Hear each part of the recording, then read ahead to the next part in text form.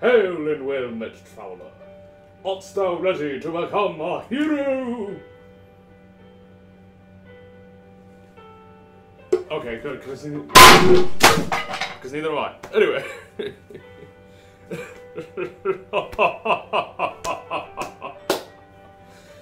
Now then, before I do anything else, I'd like to start off the video by saying this video will contain spoilers.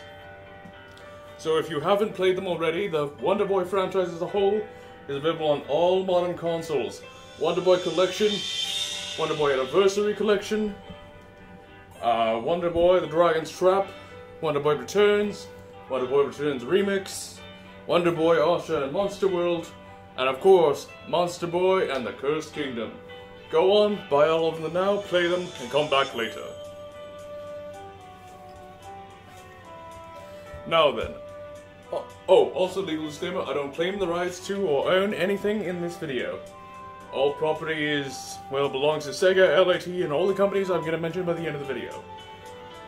Now then, with all that out of the way, the Wonder Boy franchise is a truly charming franchise, and I absolutely love it to death. First started in 1986, still going now with the most recent game in 2021. So yeah.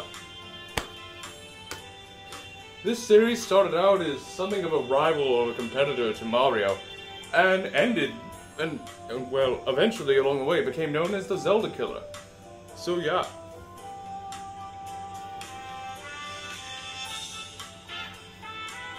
This is the series that invented the endless runner genre, it invented Metroidvania, it invented so damn much. This is an absolutely revolutionary and timeless series, and genre-defining classic.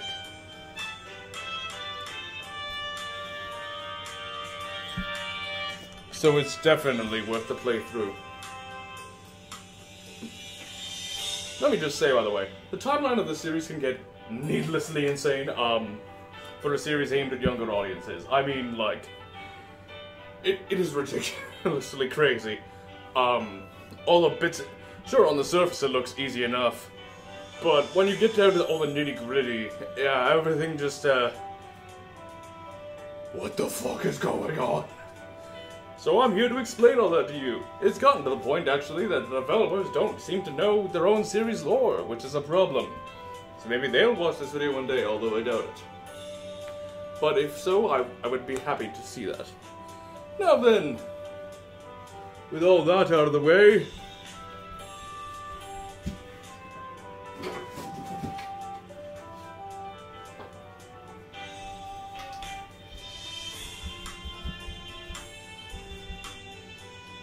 art thou ready to become a hero? Wonder Boy for arcade. First made in 1986, this game was inspired by Ghosts and Goblins, from Capcom, which had released the year prior. And was also, you know, made by the team Escape. SEGA saw interest in it, because at the time, like, outside of Alex Kidd, they needed a competitor with Mario. So, they decided, you know what, let's go with these beautiful motherfuckers. So it was kind of like a halfway jab at Nintendo in that regard.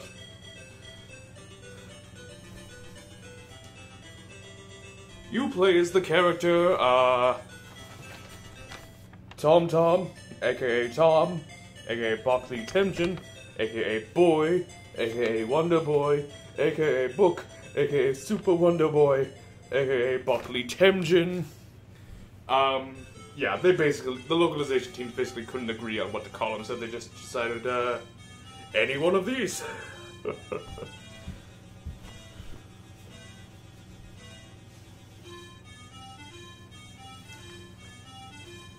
You'll have to forgive the extreme amounts of dancing I'm going to do in this video, because there's just so much good music. Anyway, so your girlfriend, Tanya, or Tina, or Tanya with an I, not a Y, again, localization teams, you have to save her from Drancon or Boss, depending on your region. This game takes place on the island of Kokos or Wonderland, depending on what region again. And also,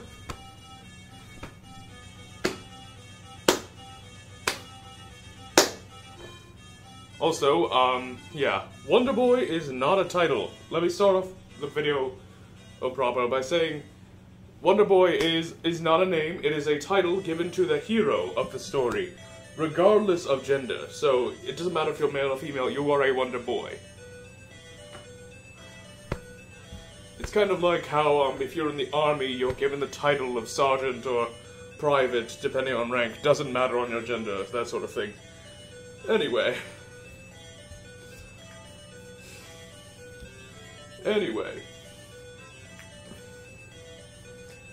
I think I've listed everything I want to say about this. Oh right, yeah, fuck the frogs, by the way. As Alex Jones would say, frickin' frogs! Because motherfuckers just bounce at you and you can't do anything to stop them. Unless you snipe them from far away. Carpet bomb on those motherfuckers.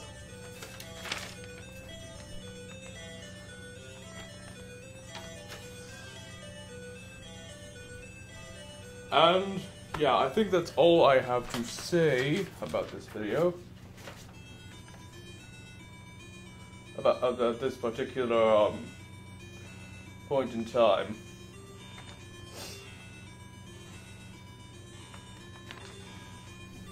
Yep. Also, about this particular song, you don't hear it in the game. But, if I had to guess, it was going to be used either for the final boss or just the final level in general. But, for some reason it was cut.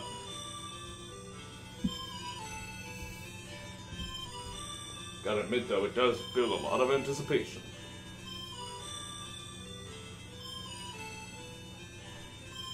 Once again, big credit to SEGA Mag for uploading this soundtrack.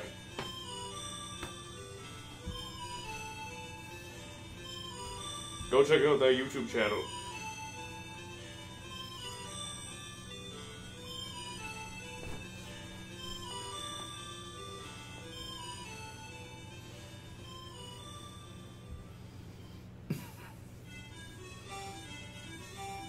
Anyway, by the end of the game, you rescue Tanya, Tina, whatever, from Drancon, beat his ass after 8 stages of platforming hell, and, you know, eventually you, yeah, they hug, they give it a big old heart, and, yeah.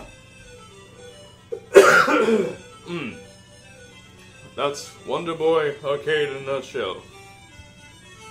The beginning of something beautiful. From 1986 and still going now in 2021. Now then, without further ado, let's move on to the next game in the franchise, shall we? The next game in the timeline is Wonder Boy for the SG-1000.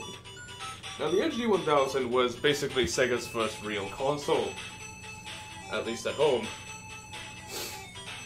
They'd had plenty of arcade experience before this, but that's a topic for another day. This game's timeline placing is sketchy, frankly. If I'm being completely fucking honest. I mean, it could take place anywhere, like, after Revenge of Drancon,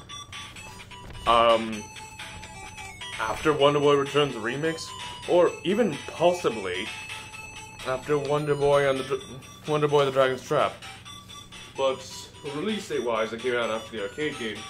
But since there's no manual translation or any kind of translation for this game, I have no idea what the fuck is happening in this game. I just know that there's no skateboard, you can trade out your tomahawk for a rock. Ever hit by a rock? It's not fun. Anyway. I had a hammer thrown against my head the other day. It hurts about that much. I heal fast, okay, so the mark isn't there anymore. Anyway.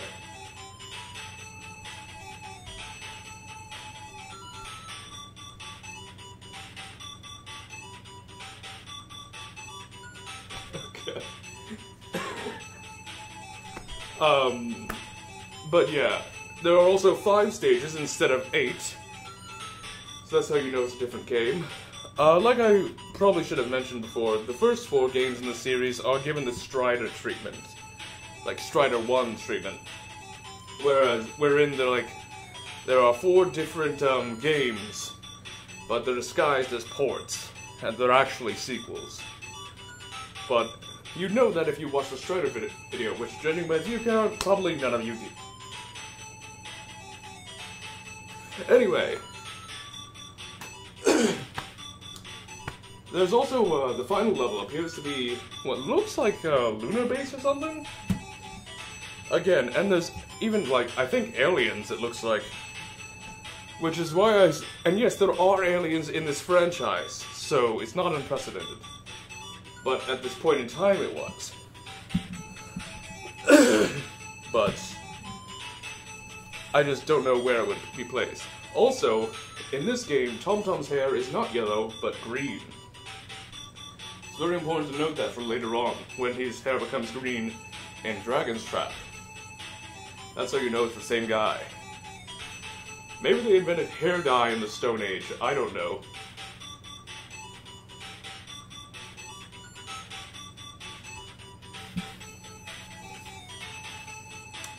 Oh, by the end of the game, you rescue Tanya, Tina, whatever, from the boss, again, after beating his ass 5 times in a row. And, yeah. That's Wonder Boy for the SG-1000 in a nutshell. Moving on to the next game. Super Wonder Boy for the SEGA Mark III. Not Wonder Boy for the SEGA Master System. Now, important to note, the SEGA Mark III was actually a Japan exclusive console, and while the SEGA Master System is, for the most part, an almost identical clone of that console, it is not a perfect clone. It is a different console. It's like version 1, version 2, Genesis sort of thing. Like, they're similar but not the same. So the SEGA Mark III had different hardware, different particular boot-up sequence, and yeah. Now again, nobody has ever bothered to translate the manual for this game, but it's easy to tell just from looking at, a few other resources. For example, from looking at the Western manual for the SEGA Mark III, we can tell that there is a new character introduced. She actually appears in the game. She teleports you up to the clouds. Her name is Renette. She's a red-headed girl, mysterious girl. Nobody really knows who she really is, but you might know her better from Wonder Boy the Dragon Trap, or rather, Wonder Girl the Dragon Trap as Wonder Girl.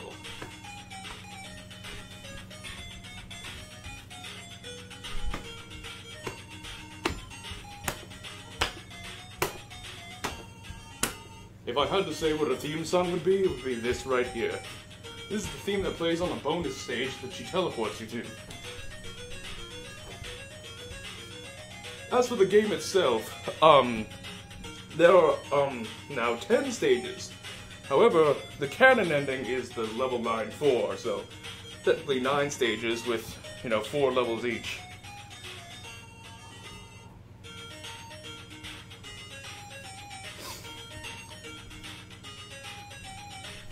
And, yeah.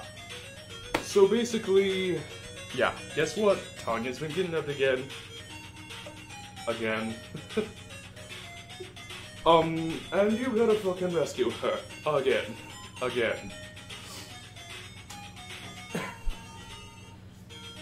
Anyone else sensing a pattern here?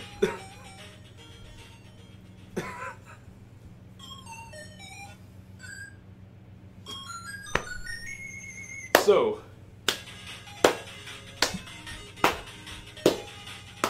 there are also 5 new stages introduced in this game, that being a waterfall level, or waterfall bridge level rather, desert level, volcano level, nighttime level, and what was the 5th one? Why? Alright, a cloud level.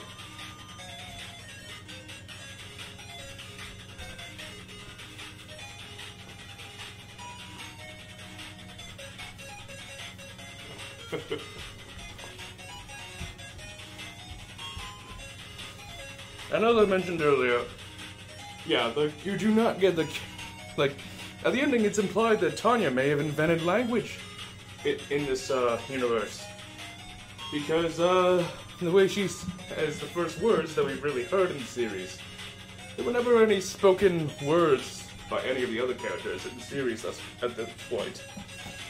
So Tanya's first words in the series are, "Thank you for risking your life to save me.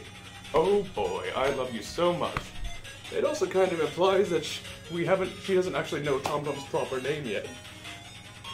Because again, it's still the Stone Age and names are still a concept that has yet to be introduced. Now then, on to the next game. Yo, Jock from the future here. Just wanted to point out that, well, Renette is called, well, Renette in the Western manuals, you know, United Kingdom, United States. She is, in fact, probably, I'm pretty sure, called Girl in the Japanese-only manuals for this game in the SEGA Mark III. Now, also, I wanted to mention, the fact that I really like the wholesome box art message. It's like, you go over caves, go over mountains, until you find her, until you save Tanya. It's like, oh, that's cute. But, yeah, that's a really cute message, and yeah. Yeah. Revenge of Drancon for the Game Gear is, yeah, it's basically the same exact game as Super Wonder Boy for the SEGA Mark III, but with a few key differences. Noticeably, of course, there's the 4:3 screen that you see with, like, you know, on a Game Gear device, but obviously there's that. But there's also a few other differences. For example, Tina, or Tanya, whatever, calls Tom Tom by his actual proper name in the ending now. Let's see. The title card is, of course, changed to Revenge of Drancon, but only here in the US. That's how you know it's a sequel. And yeah, and also you get the manual is a bit different too. Turns out Tanya, Tina, whatever, was on a hiking trip with her friends, her girlfriends, whatever. You know, girlfriends. Not like girlfriend. Like, no, Anyway. So Jan and Trish. It kind of seems to me like they're sisters or something. We never really see them in game, however. But we will see them at the beginning of the next game, it's implied. Again, strong implications.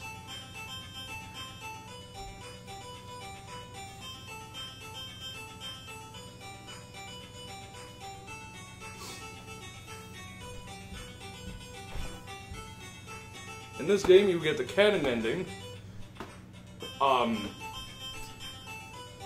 of, like, getting all the dolls, so you get all 10 levels. Oh, sorry, all 10 stages.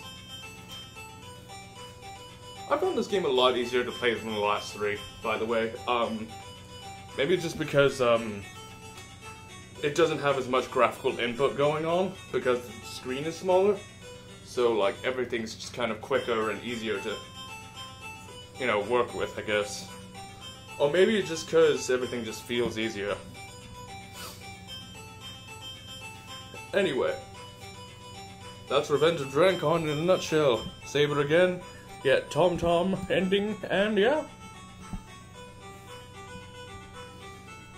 Next game in the series. Yo! Wonder Boy returns, motherfucker!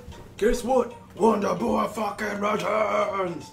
Released in 2016, this game is a true sequel to the Infinite Runner games of, like, the first 4 games, okay?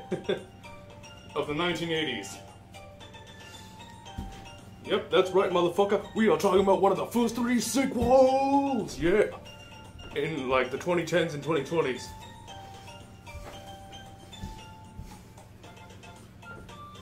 Yep, so Wonder Boy Returns follows the events of Tom Tom with a 2016 redesign. In fact, all the characters get reassigned. And John and Trish are in their first on-screen appearance. Tom now has a sort of, instead of just wearing a literal bush and nothing else, except for maybe a barely noticeable top knot,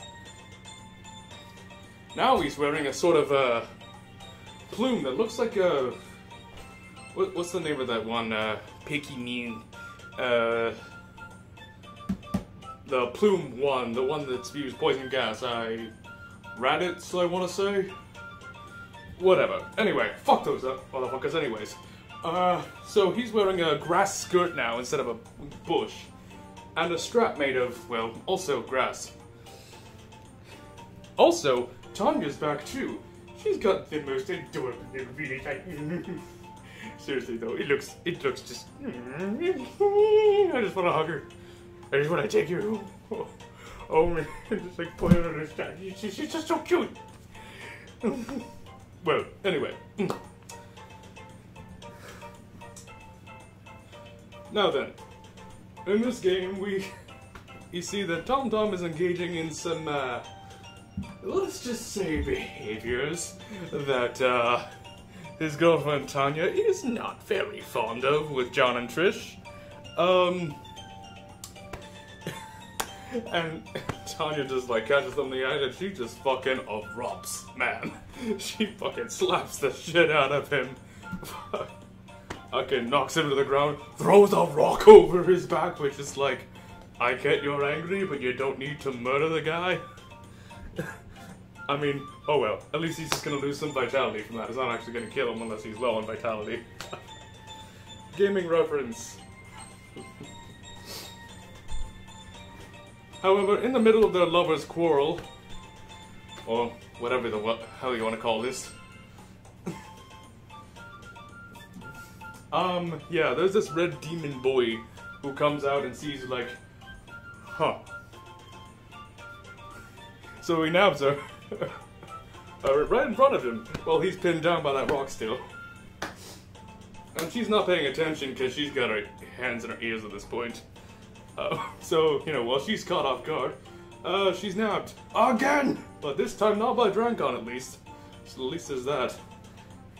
And the look he gives Tom just speaks volumes, man. And it's like, I'm gonna go fuck your wife now. Just like, what? You are not allowed to fuck my wife! Shut up! Come back here right now! Shut up! What the fuck? And yes, I did just quote Snapcube, because it just fits the scene so perfectly. Now then, actual gameplay of this game is actually hard. Okay, look, this is literally the hardest game in the series by a mile.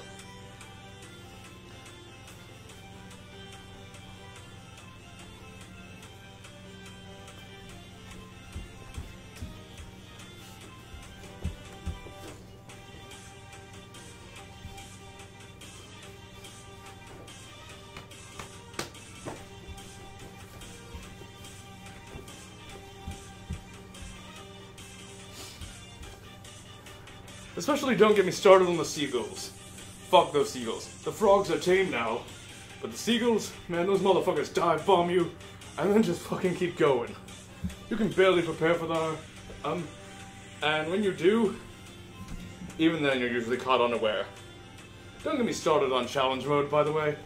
Why the fuck did they stick us with 3 lives and make us have to go through this entire game where everything can one-shot you? Except, of course, the rocks. Like, everything else just one-shots you.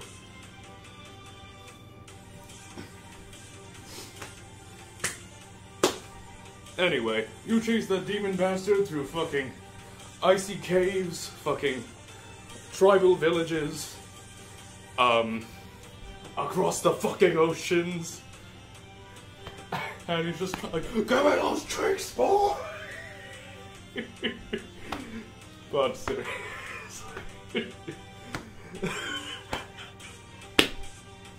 Okay, all jokes aside.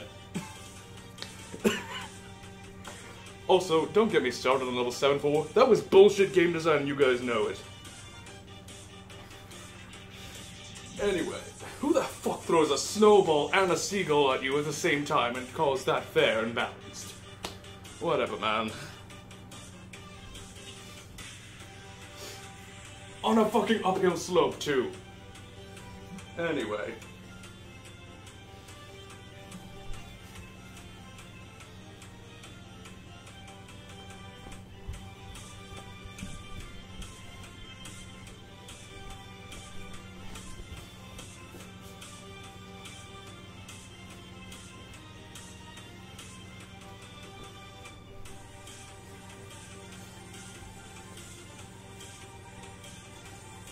Okay, that's enough dancing. But by the end, you rescue Tanya, Tina, whatever, from the clutches of the demon boy. And, yeah, she turns out to be chilling on a beach, sipping a cup of, I don't know, lemonade probably. And, you know, Tom, I was beating the demon boy, they hug. And yeah, and yep.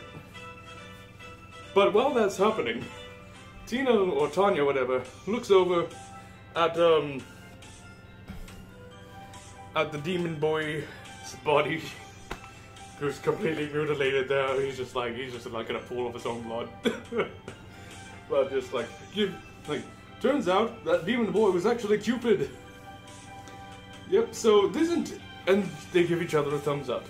This entire game, turns out, was, actually a test of love for Tom to test, you know, his faithfulness. So, yeah, kind of a sneaky move on Tanya's part, but you know, you gotta do what you gotta do to make sure your man stays faithful. Because, yeah. I honestly do not blame her, because let's be fair, Tom was being a real sack of shit at the beginning of this game. Anyway.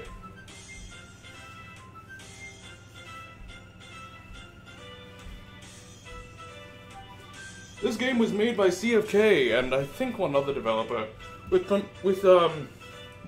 And of course it's still owned by Escape, which then became Westone, which then became LAT, so it's known as LAT nowadays.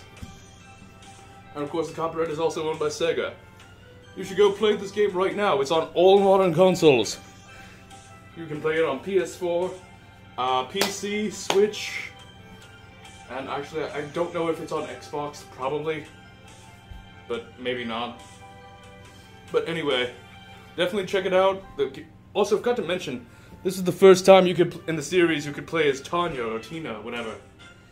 She can throw boomerangs and has an electric scooter, again, let me stress, in the Stone Age. But anyway, that's Wonder Boy Returns. Moving on. Wonder Boy Returns Remix! Yeah! So guess what? This game is basically kind of a... Whereas the last game was pretty much the hardest game in the entire series, this game is arguably one of the easiest. It is actually also kind of... Well, I hate to put it, I'm gonna be blunt, it's kind of lazy. It's pretty much a reskin of the original 1986 arcade game, but I've heard some people on the internet call it a remake, which it is not, okay? It is a sequel, plain and simple. There's simply too much different. For example, those volcanoes in the background of that one beach level, or, you know, how Tanya, Tina, whatever, is not at the end of the game waiting for you, instead waiting in a separate cutscene. And even then, she's not like, you know, she's not exactly coming out of bondage, trying to be like, oh, thank you for saving me. No, it's something completely different. Across 3 different modes, practice mode, I think it's called normal mode, and of course 1 coin mode, there are actually 2 different stories. So basically, and again, this game was made by CFK and all that good shit that I mentioned literally last section. So, basically, you can also use a charge shot now, which also is another difference between this and the original version. Basically, it's just like, oh, I got a chop hack. Oh, I got a giga hack. But yeah, that's basically how that goes. just like carpet bomb the shit out of every single fucking level. There's also a Tom-Tom doll you can get if you're really particularly eagle-eyed. If you're playing as Tom-Tom, of course. So, in addition to the other, 32 dolls you can get in the actual game itself, you can also get a Tom-Tom doll, which is cute. Anyway, that's all the differences in a nutshell. Also, one more difference. The ending of the game itself is basically, instead of doing the webtoon-style cutscene that they had in the last game, this time the endings are just like a postcard, pretty much. The first of which, we see Tom and Tina at their wedding day. Yep, so they get married. However, because it's the Stone Age, it's perfectly fine, okay?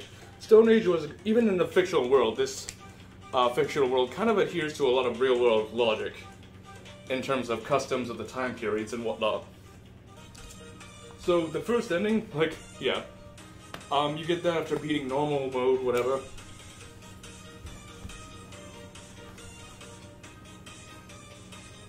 And then the second postcard ending you get is where you see, the Stone Age society was basically one where you had to kill, eat, and fuck whatever you could in order to survive. That was just how survival worked back then. Mind you, it's obviously not acceptable for a 7-year-old to get married in modern-day society, but at the time, it was. Now then, in the second ending, when you beat one coin mode, you get another ending. Let's see Tom-Tom and his happy little family. He's married with children. 8 of them, to be exact, so they had octuplets, I guess. Which, damn, bro.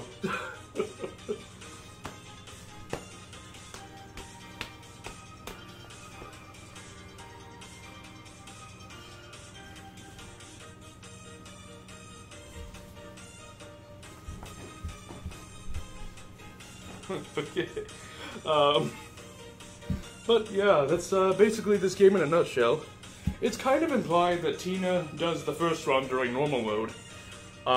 So you would technically play as Tina, canonically speaking, during the normal mode playthrough. And you would play as Tom-Tom during one coin mode.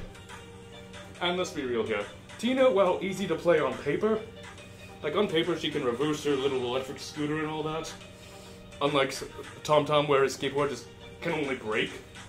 On paper, it's easier to play, but it's just... Trust me, in practice, it's not. So, play one coin mode as Tom-Tom. You're gonna make your life a hell of a lot easier. You can play this game on all modern consoles, and yeah. And yeah, that's Wonder Boy Returns Remix in a nutshell. Was there anything else I missed? Nope.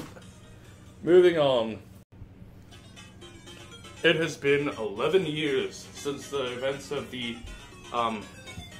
classic Endless or Infinite Runner genre games, or the prototype games that the prototype Endless Runner games that basically invented the fucking genre of Sonic Dash, Super Mario Run, Muse Dash, and many others. But now it's been 11 years since then, and turns out this big-ass dragon motherfucker has taken over the land, and Wonderland has now become Monsterland. Hence, Wonder Boy Monsterland happens. Wonder Boy, Tom-Tom, or I guess Book as he now prefers to be called, or Bockley Temjin, depending on your region. But he's still Tom-Tom, of course. He's just, older now. Has to leave his wife and kids behind, again, implied. And, go on a quest to save the kingdom if he wants his wife and kids to be safe. And, of course, protect the kingdom as well, but still, there's mostly that. You start off the game in, this towel, which is a nice little nod of respect to Ghosts and Goblins, which was the original game's, inspiration. This game was released in 1987, I think. Or was it 1988? Well, whatever. The point is,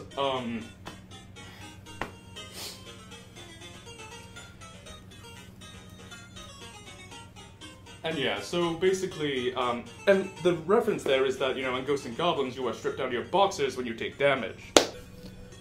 Instead of, you know, being reduced to your boxers, you instead start with your boxers and have to gain more armor as the game goes on.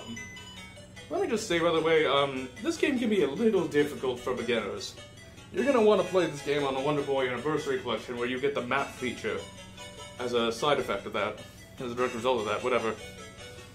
And you can see all the coin fountain spots in the game in advance. You'll want to use the wiggle button, which is the circle button on the PlayStation controller. I don't know about the other ones.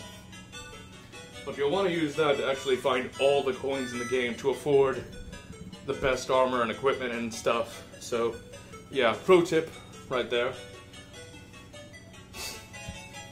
You'll also want to get the ruby, not the bell, at the end of the game, because that's how you beat the boss easily and not make your life a living hell. Now, anyway, you go through 11 different stages, and this really is just kind of a game that really kind of is so unique that, like, it was a revolutionary new concept for the late 80s. Nobody had ever really done this before. I mean, even, and this is where the series really began to shift from being a job at Mario to being the so-called Zelda killer. And I mean, it still is to this day. This is where, you know, the series just became more a direct competitor to Zelda than it did to Mario. And I appreciate that deeply. I mean, you go through these different towns, and different, you know, dungeons, caves, and all sorts of other places, like underwater and everything. In order to fucking, you know, defeat the bosses, get stronger. Eventually you become equipped with the best sword in the game, the legendary sword, if you're particularly eagle-eyed. And that is the birth of the legendary weapons. Kind of, it's kind of implied that it's kind of, I don't know whether it's like just a treasure of a demon, of a great demon, or maybe it's just like drowned in their blood, which would be insanely graphic for a game like this, so I'd like to believe it's the former. But anyway, yeah. That's the origin of the legendary Sword of Legend. But by the end of the game, of course, you're fighting off all these different, cool little shit. But I'd like to just stop and point out that, yes, Tom can drink now, which means, by Japanese standards, of course, he is 18, and of course by US standards he would be 21, so he was either 7 or 9 as a child in the previous games in the timeline. Or, yeah, he was either 7 years old or 9 years old, depending on your region. But now he's either 18 or 21, because if you're 18 in Japan, you can drink.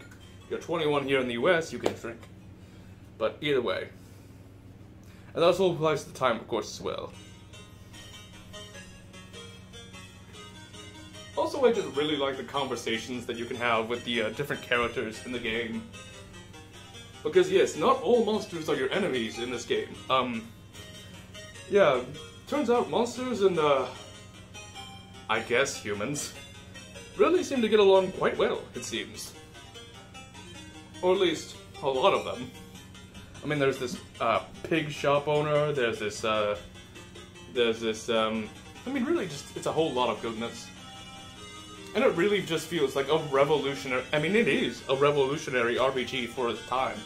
And it's so damn good that when it came to Brazil, it became, this different game altogether, but a best-selling, apparently, comic book, in Brazil, called, Turma da Mônica... Sorry, Mônica no Castelo do Dragão, which, I believe would mean something like, Monica and the Dragon's Castle? Maybe, probably. Or maybe in the Castle of Dragons, I don't know. I'm no expert when it comes to that particular language. But, yeah. At the time, it was a... I don't know if it still is, but at the time, it was a reasonably popular comic in Brazil. So to that one Brazilian motherfucker that's still stalking my channel, because I know you are, yeah, go check out, Monica no Castelo do Dragão. Maybe you can change still and you won't be a complete asshole for the rest of your days. Anyway. But anyway, in the ending, you get this music, first of all. Second of all, you go through this maze-like, castle, which will come back throughout the series.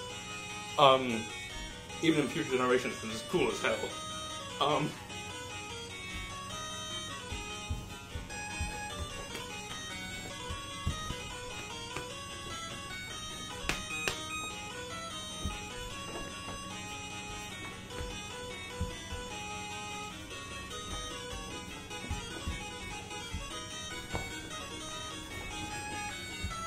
But yeah, you beat the dragon. Turns out he's a robot this whole time. And he's actually just a sort of dummy enemy of the alien that's invading. If you beat the dragon, as the in the arcade version anyway, Sega Master System version of this game is not canon. Because its ending is completely exempt, but yeah, the alien is seen escaping in a spaceship to outer space. We don't know his name yet, but from future games we find out his name is Warera. It's kind of implied he was scouring the planet for its resources and so invaded. And this robot was literally just a dummy enemy. But still, no small feat to defeat it.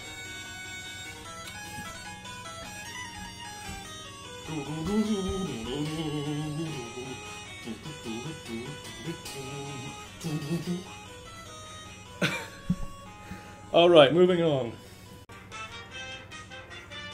In the 1980s, in the late 80s, this game came, Wonder Boy 3, The Dragon's Trap, released after Wonder Boy 3 Monster Lair.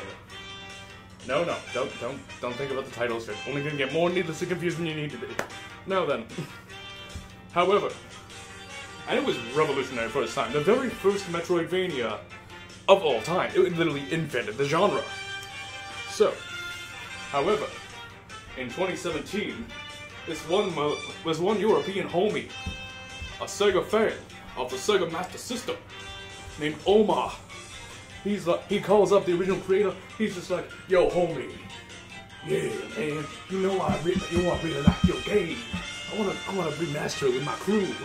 Mind if I do you a solid?" It's like, "Yeah, man, it's good. Yeah, do it, man. Yeah." And that's how Wonder Boy: The Dragon's Trap happened. Released on all modern consoles. I'm talking PS4, Switch, Steam, PC, and even your motherfucking mobile phones somehow, iOS and Android. Play it now. They hired a fairly popular French artist. I don't know his name off the top of my head, but definitely check out his work. He's just really amazing. And this game was not a remake, by the way. Some people call it a remake. It's not. It's a remaster. Because everything is exactly the same. Up to and including, somehow, being able to load your 1989 save file from a Sega Master System on modern consoles with completely different hardware. I don't know how in the hell Omar and his crew did that, but just... that attention to detail is asinine, and I love you guys for it. You guys at Lizard Cube, fucking love you motherfuckers. Can I give you a hug now? Yes, please? Because I want to give you that hug. Oh, yeah.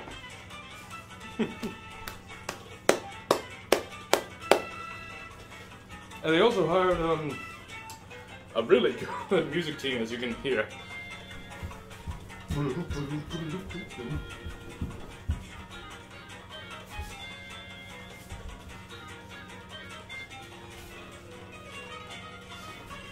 That leg bend is not as easy to do as it looks, although you can't even see it, so whatever.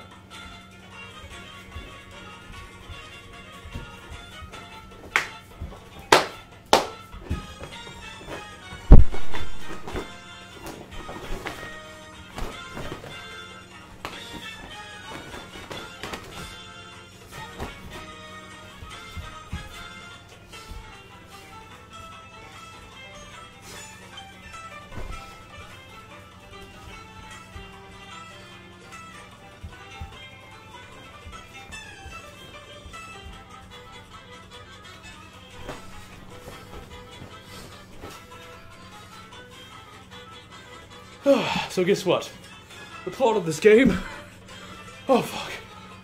Let me just catch my breath. I'm getting too old for this shit. Oh fuck. Whew. Okay. Okay. Resetting. Reset complete. Oh fuck. So, in this game, it takes place, picks up like, right after, immediately after, after the events of the previous game, Wonder Boy Monster Land. And, yeah. Also, Tom-Tom's got his green hair to know that, hey, yeah, the SG-1000 game happened. Anyway, turns out at the end of the game, he gets cursed by Mecha Dragon to be a lizard man. And Tom-Tom, or sorry, Book now, is just like, I can't have sex with my wife like this. It's like, goes on a fucking rampage. But seriously, he goes on a trip to fucking fight the mummy in the fucking, desert. He gets turned into a mouse man by accident. Yeah, he tries all sorts of methods to uncurse himself. Also, forgot to mention, you can play as Renette in this game, or Wonder Girl as she's known by now.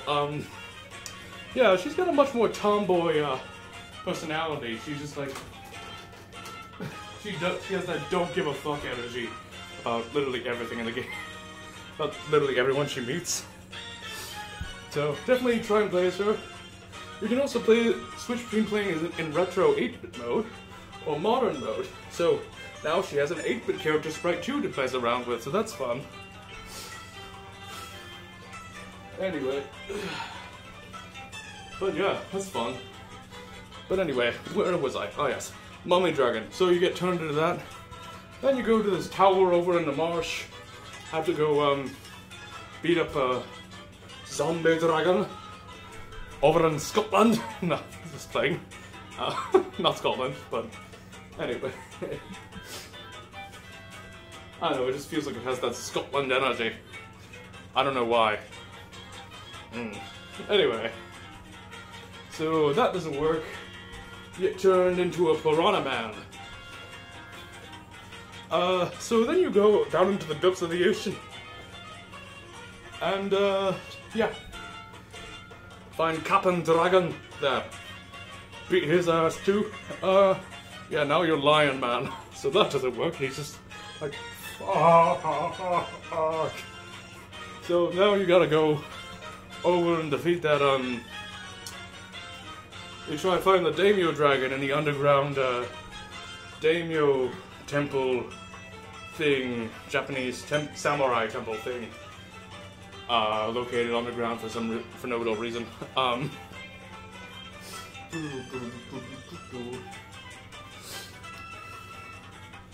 Yeah, that doesn't work either. You get turned into a Hawkman.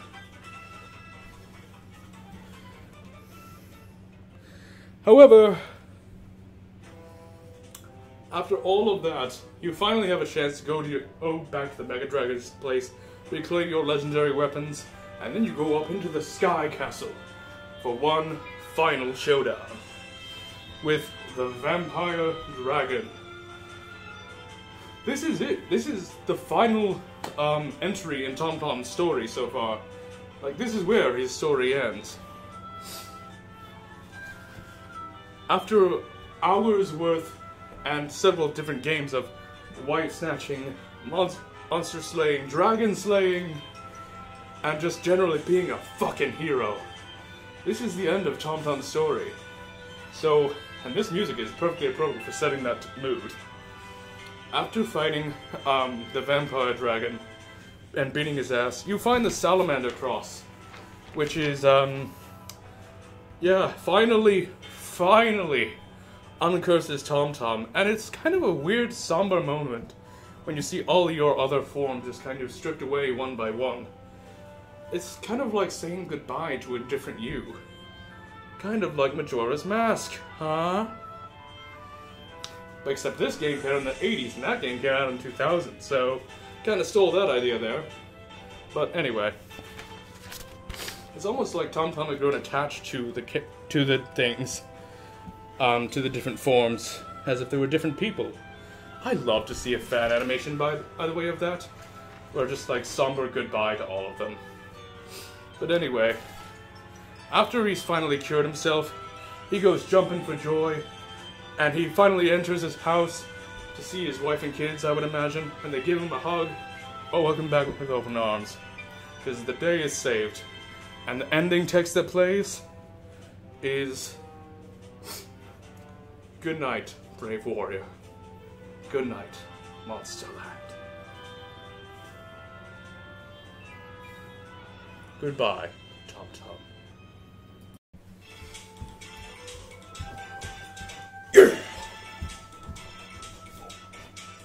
Oh!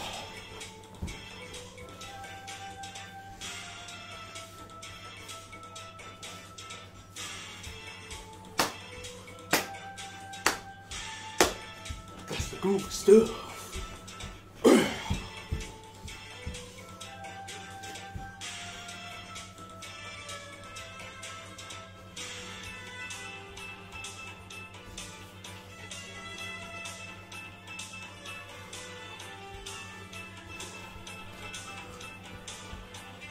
Wonder Boy 3, Monster Lair. Big shout out, once again. Fuck. Fuck. Oh god. Shit. Oh, fuck. Big shout out, once again, to Wonder Boy Universe for uploading the soundtrack. Oh, fuck! Of the PC Engine soundtrack of this game to YouTube. Thank you. Oh, okay. Anyway, I'm getting way too old for this.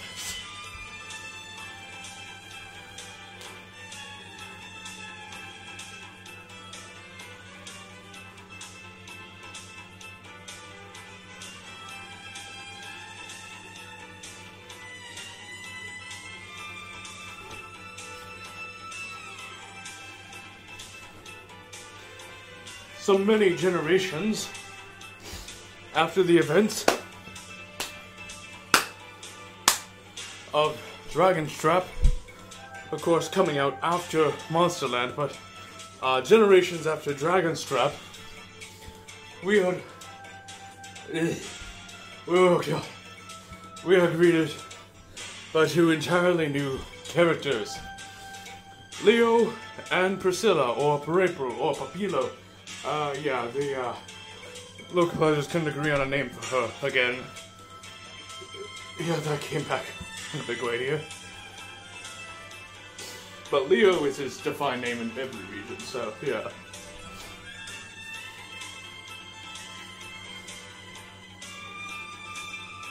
Guess what? That tricksy alien motherfucker is rolling out back on your turf. So you and your homies gotta go out there and extinguish his ass. Gotta smoke him. We want the smoke.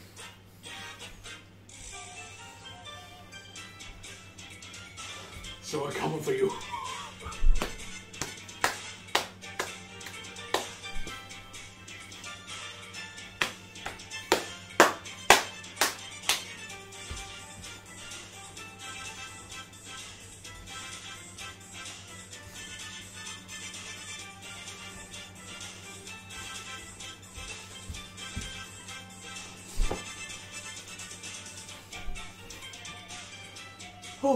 So, you meet two pink dragons, although it's later revealed, in a later game, that one of those dragons was blue. And guess whose dragon it is? It's April's, not Leo's. Leo gets the pink dragon. April gets the blue one. However, these dragons are never really introduced. We don't know who the fuck they are, we don't know their names. You only know that they can talk and that they, basically let Leo and April ride them. because the legendary weapons have been stolen. Or at least they were almost stolen.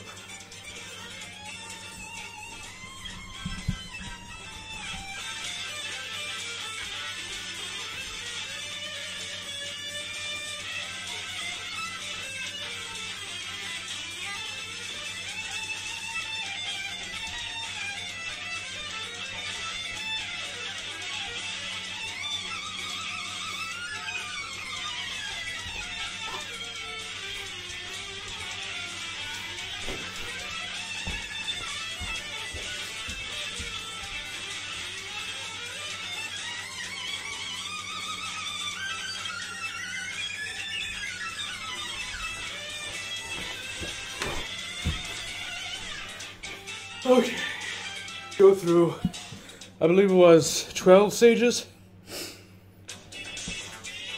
or 9 in the Mega Drive version, just that Genesis version.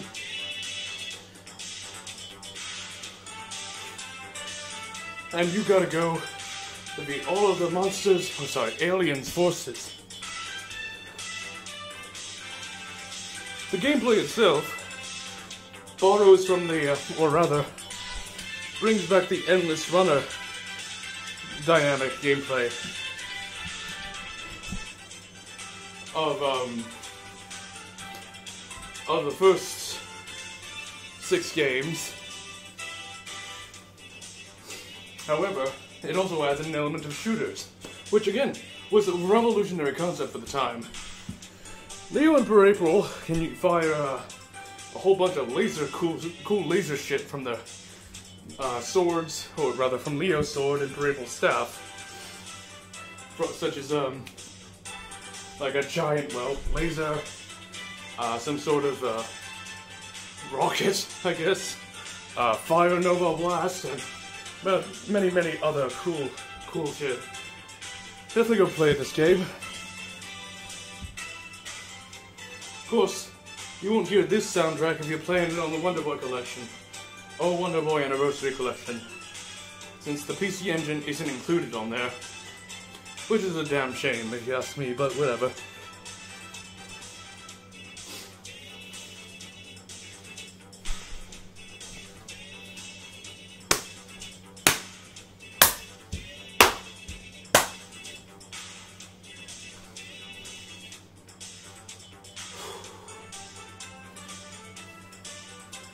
And again, at the end of the game, it's not really known where exactly these two live. I mean, we do know, but I don't remember the name. It's like some sort of like gibberish, like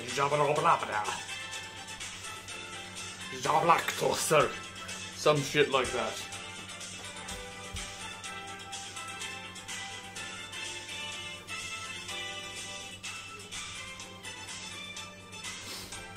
It's also said that, and they are, Leo and Ripple are, and I quote here, bosom friends. Yeah, so they're lovers.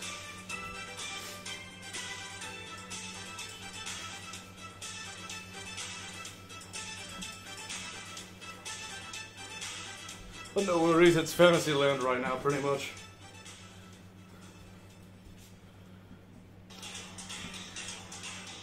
It's also, it looks kind of like, maybe, I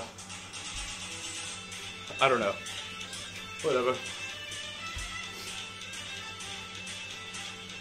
We're getting into medieval Europe era-ish here, but before that, at least.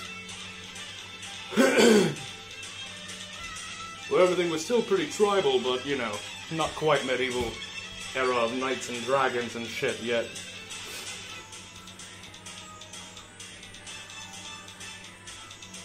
After they beat the boss, which is actually a simulation of Tom Tom riding on a dragon, you can finally put his spirit to rest here too. Which I love the poetic narrative of.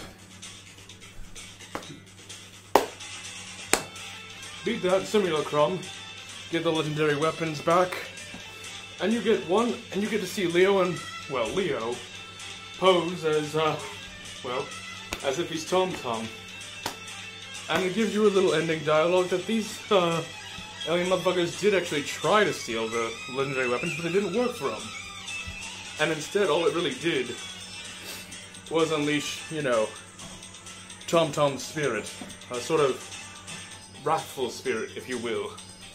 How and when exactly this sort of curse happened is not known, but you are facing off against the hero of legend.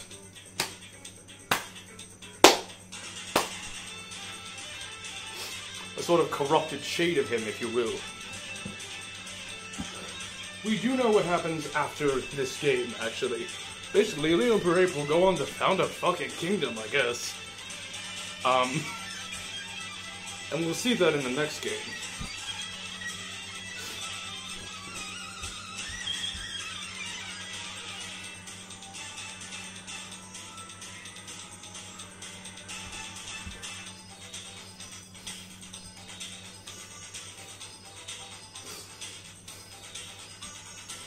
We don't know what happened with the dragons. They disappear into the lore as mysteriously as they came in. They are never introduced. We don't know their names. We just know that they're dragons that Leo and Parade will ride.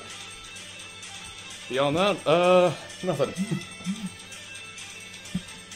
One thing we can kind of infer is that they may have gone on to found that little dragon village we see in the next game in Wonder Boy and Monster World. But even that's really sketchy at best.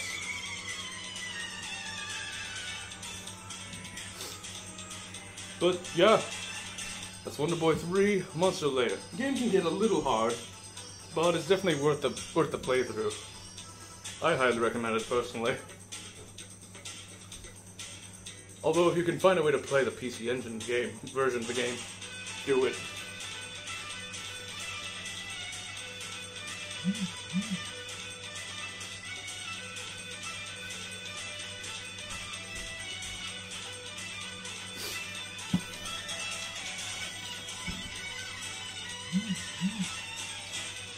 Anyway, go give Wonder Boy Universe a quick check, if you have the time, after you're done with this video.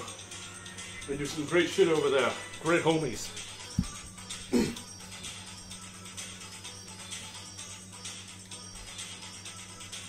And yeah, that's Wonder Boy 3 Monster Lair.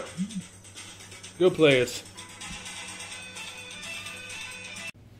Yo, Future Jack here, motherfucker. Because my old ass is getting too, old to remember shit properly, I just thought I'd, correct myself on, like, two things. One, the name of the town that they live in is not the world, because the world is, it's kind of in between Monster Land and Monster World. So, just clarifying that. Second, the name of the town they live in is, Zenobia, Leo and Per-April.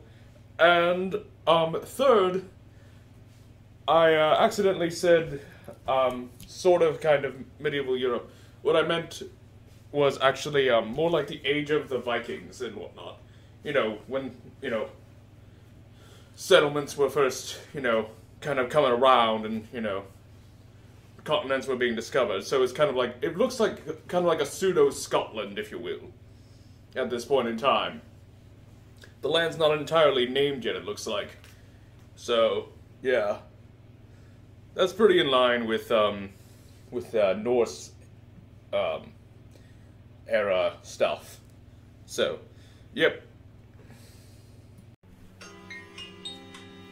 So guess what?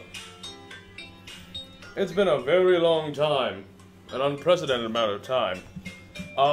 It's kind of implied it's been like several hundred years, I guess?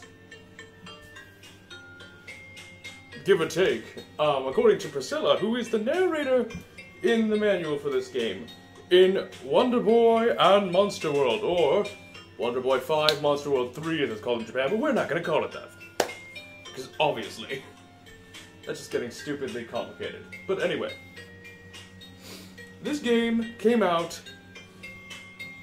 well, give or take, a month, well, roughly a month, before A Legend of Zelda: Link to the Past, and about 6 years before, 6 or 7 years maybe, before Zelda Ocarina of Time. Remember that going forward, we got a new protagonist again. This time, his name is Shion, and the significance of that name is incredible. According to the Japanese language of flowers, it contains the same characters as basically a flower that is essentially a forget-me-not. It means I won't forget you or remembrance. I probably should have mentioned in my Shining video that the name of the protagonist, Shion from Shining Tears, is also, you know, one, a nod to that, and two, you know, also has the same sort of significance behind his name. But anyway, so you play as the character Shion, monsters have invaded, and as Priscilla explains in the manual, we need, like, the kingdom is, well, too weak to fight back against the monsters. They need your courage, strength, and wisdom. Yes, that is a direct quote. And again, this was before A Link to the Past was even released. So remember that. That's before, like, and hell, before that or Ocarina of Time was released. So the Triforce was not yet, like, a thing yet. So, more than that, you start out in this little village hut, alone, in the middle of the forest. You cross the beach, and you get to this little wooded town in the middle of the woods, where basically the elves live. And get this, the very first shield you can buy is a wooden shield. Where have I heard that before?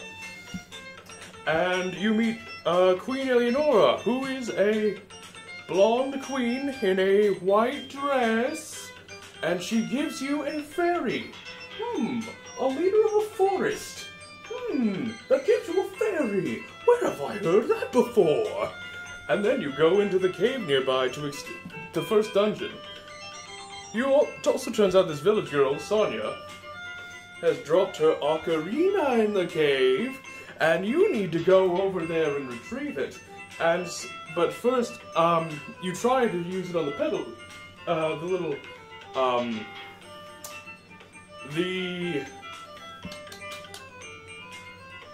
the pedestal things, the emblems on the ground that have these music notes on them. You're supposed to stand on top of them and play the ocarina on them. And then you're supposed to go back to the village to learn how to actually play the ocarina. It's different in different versions too, the button inputs. So you kind of have no choice but to go back to the village, the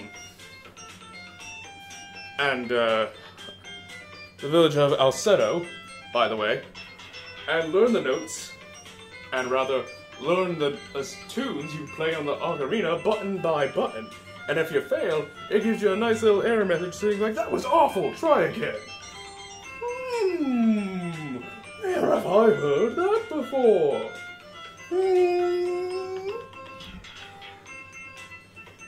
So yeah.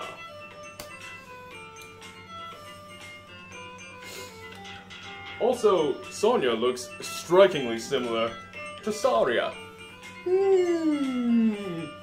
Obviously her hair is a different color, but basically, in a nutshell, she looks almost exactly the same. Like, there are many resemblances you can draw between her and Saria. Yeah, obviously, in case it wasn't clear by now, I am saying that, yeah, Legend of Zelda straight up ripped off this game. Like, almost everything, verbatim. Like, even courage, strength, and wisdom. Anyway, getting more onto the actual point. So similar also to Ocarina of Time, Shion has something of a tragic fate, but we'll get on that later. Anyway, monsters have invaded, he comes out to be the hero and help his people. He also meets Princess Praepril. I believe her name was... oh fuck, it's right in the forefront of my mind. Well, I'll just call her April for now. April the First. She's ruler of the town, or sorry, princess of the town of Poor April, named obviously for Poor April. So congrats, girl, you got your award on that one. I'm really glad to see that Leo doesn't get the credit for founding the town. It's not called Leo Town. It's called the town of Poor April. Thumbs up to you, SEGA. Anyway.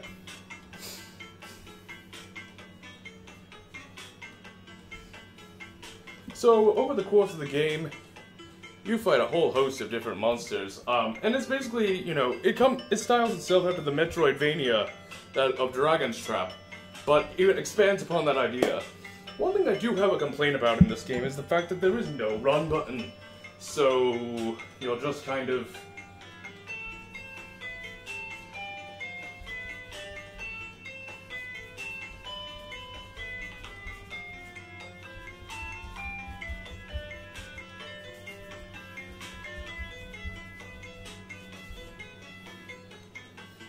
Yeah, at the slowest of possible sluggish snail space. Jesus Christ, if we ever re-release this game, like, on games other than the collection and anniversary collection, can we please give Shion a run button, man? The way he just walks through literally everything in the game, it gets a little ridiculous, but anyway. You can also, according to most official art, his preferred weapon is a sword and a shield. But, according to the Wonder Boy collection art, and anniversary collection art, it's kind of implied that, maybe his preferred weapon is a spear, or more accurately, Neptune's trident, as he's seen holding. So, maybe he also prefers using that weapon. Who knows, really? Who can really say? But I prefer to think he uses the sword and shield. Anyway. Also, as you go throughout the game, you will find 4 different particular characters who you may want to remember going forward. Hotta, the dragon's grandson named Lotta, I believe. Of course, the fairy named Priscilla, which again is a kind little reference to April's other name. And Shabo, who is this little magician thing holding a death. He's kind of a reference to the to Death, who is also, by the way, the very first boss of Wonder Boy Monsterland, which was hilarious. I forgot to mention that earlier, but I thought it was hilarious. Just like, so, hey, Death, is this about how I absolutely wrecked your ass as the first boss of the game? Like, I'll kill you! But, in all seriousness, yeah, Shadow a nice little reference to the Death character designs and coin collectors and whatnot from back then. Anyway.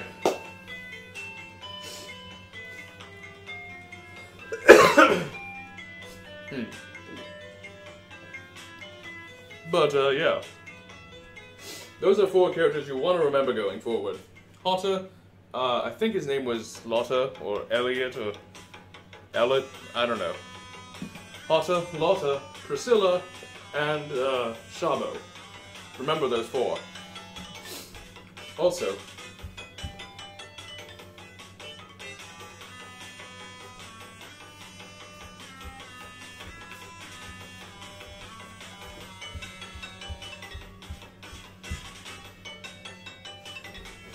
you cannot see it, but I'm actually dancing really funnily below my neckline. It looks really cool. But anyway.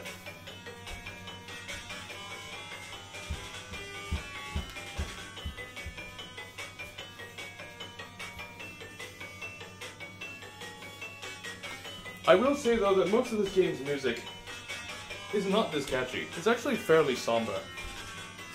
And there's a damn good reason for that. Turns out Wilrera's back from, again, from, Wonder Boy Monsterland, and of course, what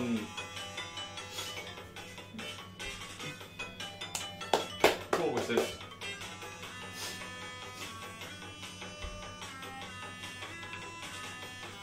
Wonder Boy Monsterland and, right, It's Monster Lair. So, that motherfucker's back. We're gonna go up there and kick his ass.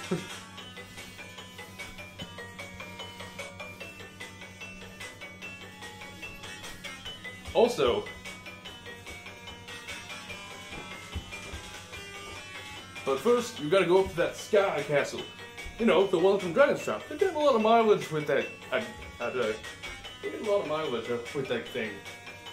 And also, it's funny because they reuse the final dungeon of Monsterland.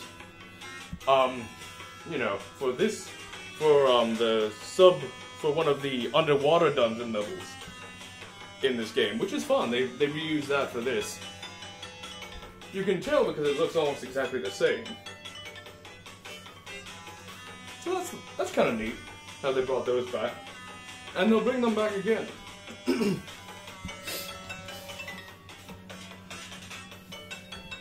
So just a lot of fun references in this game. Also, by the end of the game, you're gonna be killing a lot of monsters to get this shit. But once you do, in the final dungeon, you'll find the legendary weapons. Or more accurately, yeah, the legendary weapons will be stored in across the Sky Castle. And, yeah, as you go on, you'll find that iconic star-shaped shield, the star-shaped sword, you know, the armor, and just in general, you'll be rocking a great look. I also should probably mention that, Eon from this game and Shion from the Fleetway continuity are two different characters.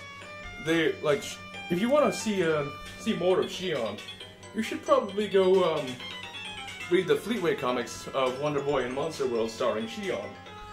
And only Shion. Yeah, they're obviously canon to a completely separate continuity, but they are still canon to any continuity. They're at least not canon.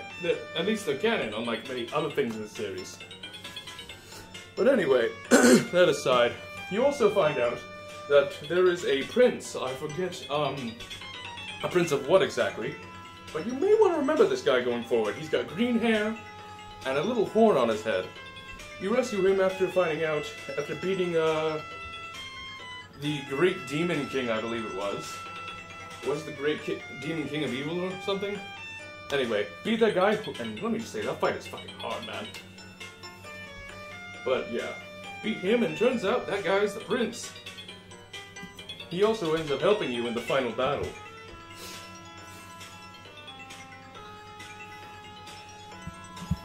So yeah, kind of the final defeat of Warrera on the spaceship up there. Yeah, that was done in a little sort of... You tried fighting Warrera and you cannot. Like, this motherfucker's too strong. And also that fucking saw blade is bullshit. But anyway, he heals you up and helps deal a blow. And yeah, from there on, you defeat Warrera, hopefully. You go back down to Monster World. And yeah. However, here's the catch. See, well, everyone in the land is obviously grateful. Well, everyone in the land is obviously grateful for your help.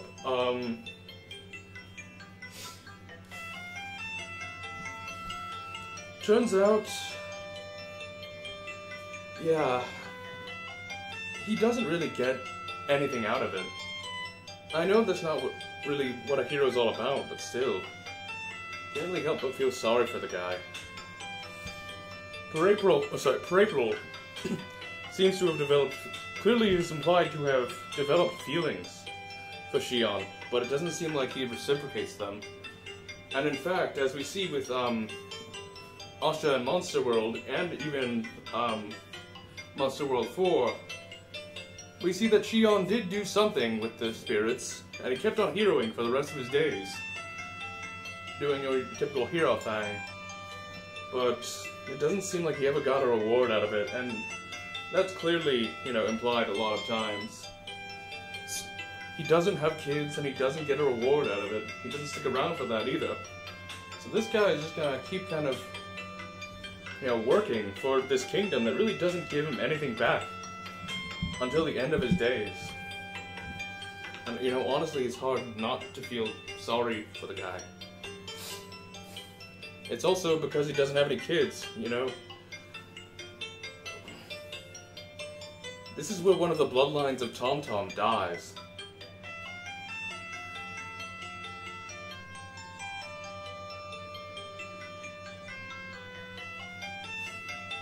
The death of a heroic bloodline. And well, I mentioned before that Tom Tom had 8 kids. Still doesn't change the fact that one of their bloodlines dies with him.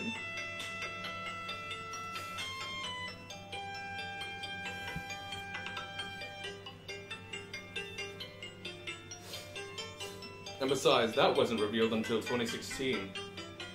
Still, as I mentioned before, the name Shion, in the Japanese language of flowers, it translates to something like, I will remember you, or I won't forget you, or remembrance. So Shion, we will always remember you. And the classic memories you gave many of us. I think if anyone deserves a remake and even a sequel to his story, I think it's Shion. I think we deserve to know what happened with a lot of the Wonder Boys other than Tom Tom. Leo and April, Shion, Asha, but then again, that would kind of take away from a lot of the sort of lore value that this series holds. So anyway, shall we move on to the next part?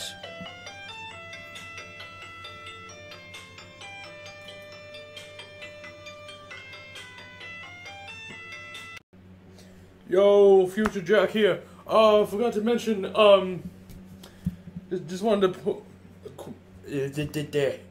I wanted to take a moment to just say that, I just remembered what her name was, the name of the princess in this game, and that is, of course, Sheila April. So, yeah, spelled S-H-I-E-L-A, or was it E-I? Anyway, but yeah, Sheila April. Also, yeah, something else. I forgot to mention how the legendary the legendary sword that that Shion gets is actually not the one that Tom Tom had, or Leo for that matter.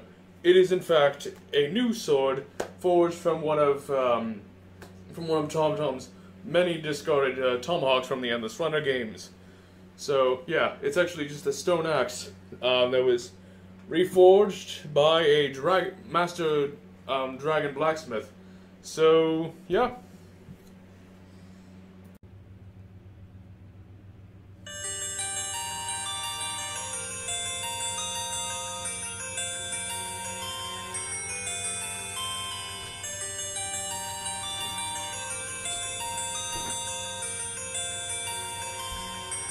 It has now been multiple generations since Shion walked the earth. A long time has passed. The whispers of greatness pour in from the winds and land upon a green-haired girl standing atop a cliff as the armies of darkness encroach. One final time. This girl is about to embark upon her destiny in Wonder Boy Asha in Monster World.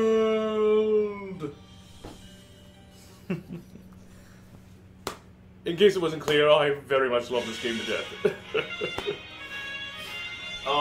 Yeah, so yeah, Wonder Boy Asha in Monster World, or Monster World 4 as it was known in 1994. It was a Japan exclusive game back then. You play as, naturally, the character named Asha, And again, while this wasn't the first time in gaming history you could play as a progressive woman, looking at you, you absolute legend fantasy star, thank you Alice Landau, it was the first time in gaming history you could play as a woman of color. That's right, in 1994, while most of her concept art, or most of her character art, and official art in general, was of a light-skinned anime girl, her actual character sprite, and indeed all the character sprites in this game, were Afro-Arabic. So yeah.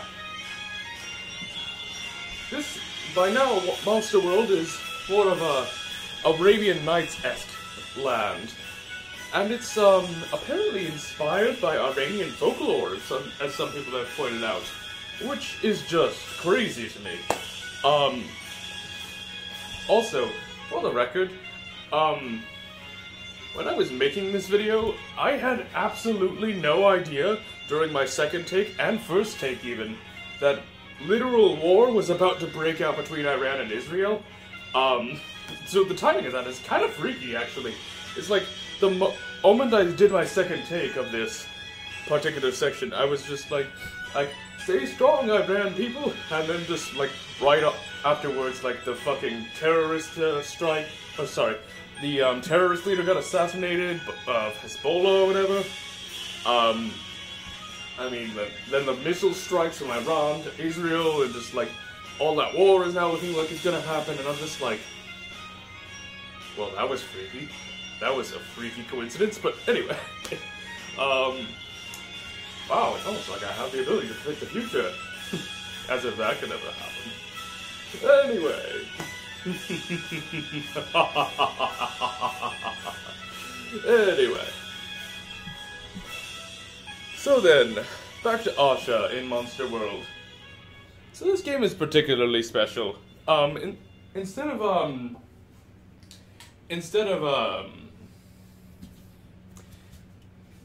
of what we are used to with many Wonder Boys, her sword is, her weapon of choice is a shield, but also what's known in that part of the world as a scimitar, which, if you don't know about it, it's a curved sword. Basically, you swing it like this, but you know, it's a very unique type of sword that takes a particular skill set to wield.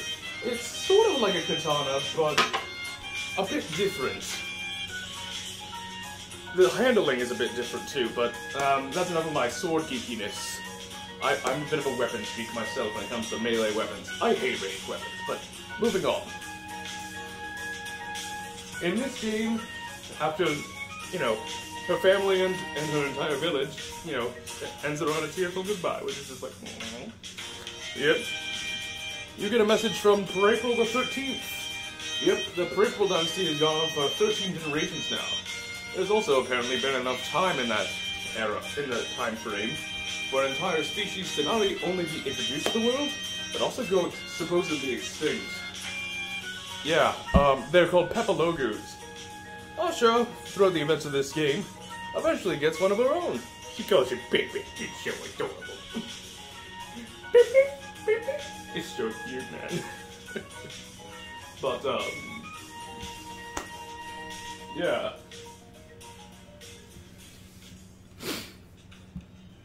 And, anyway.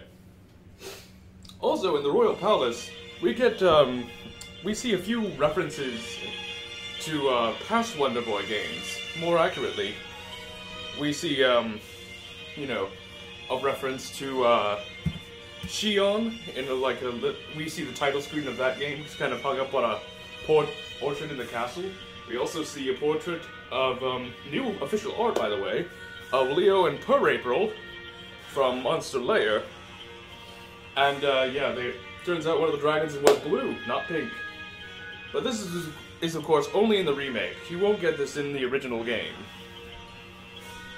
You can play this entire game, as I mentioned before, on PS4, Steam, and of course, if you are really wanting to play a shittier version, because let's be honest, the Nintendo Switch is absolute ass, and you all know it. I don't want to hear any of that nonsense about it being the best console. No, it's literally the worst in the market, and you all know it. But if you really want to torture yourself, play it on the Switch. Anyway. You can also play the Anniversary Collection and, you know, regular collection. You can play the 1994 game on there. But ultimately, it's up to you. But I highly recommend you play this game in general.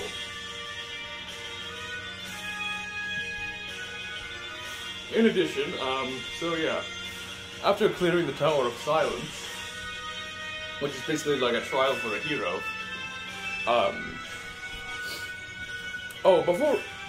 you meet April 13th, the Empress, and she grants you the title of hero. Also, for the record, I wanted to say, the fan translation for the 1994 game, because remember it was Japan only, and then I got a fan translation a while later. They used that in the official port, in the official release, when they got a Western release here and everywhere else really. They used that for Wonder Boy Collection and Anniversary Collection. Isn't that amazing how SEGA really loves to, like, you know, treat its fans with such kindness and respect? They would use that in an official release. Much better than you Nintendo filth, isn't it? Speaking of Nintendo filth, about Shantae. Yeah, you may have noticed something if you ever...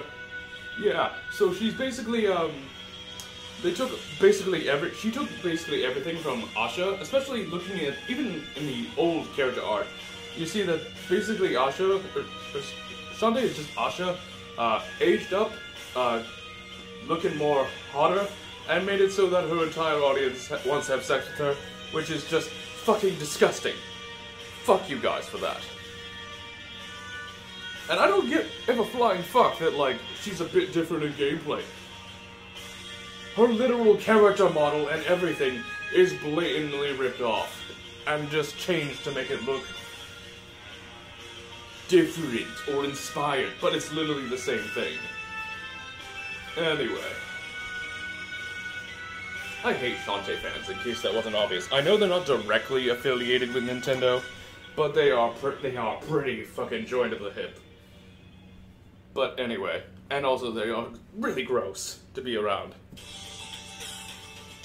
But anyway, getting back to the game.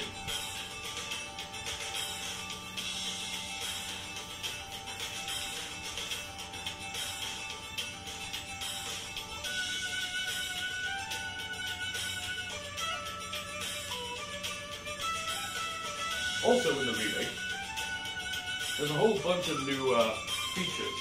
For example, with each new equipment piece you buy, the character model changes.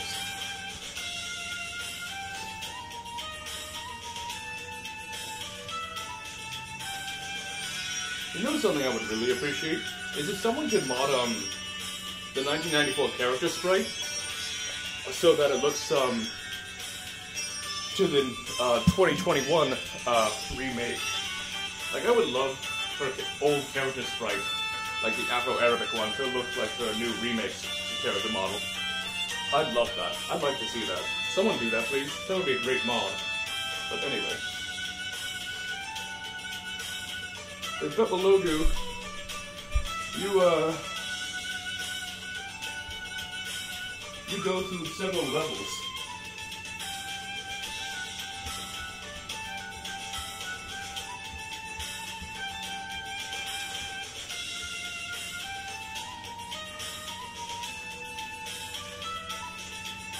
Including a giant set of mountains, on down a volcano,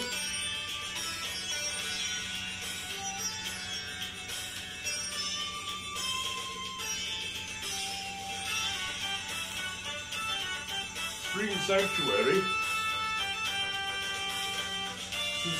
which is like basically underground tunnel. And also, not to mention, I don't know enough about Iranian folklore to know all the references to Iranian folklore in this game. I'm sure someone else could point it out, though. But, yeah. There's also,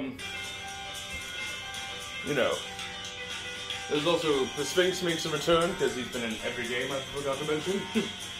Like, he's been in every generation of Wonder Boy minus Monster Lair.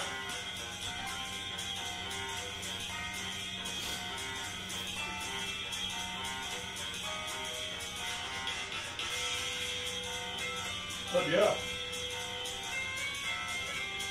Also, and lastly, that's the castle in the clouds.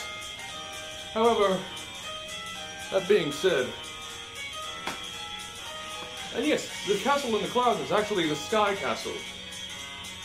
I have my suspicions that the Stream Sanctuary might actually be the remnants of that underground temple, which was once the final dungeon from Monsterland. So again, they got a lot more mileage out of that. Also, she uses a magic carpet to get to the Sky Castle, so that's fun.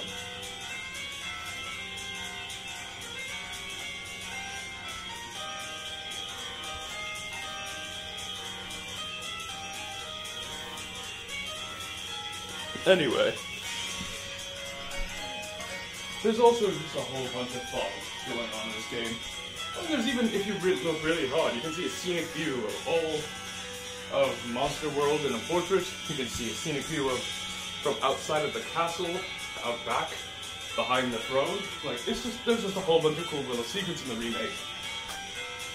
Let me just say, by the way, the 1994 castle was a little hard to navigate. I don't know how anyone made it through that. I like the remake where the castle is a lot easier to move around in.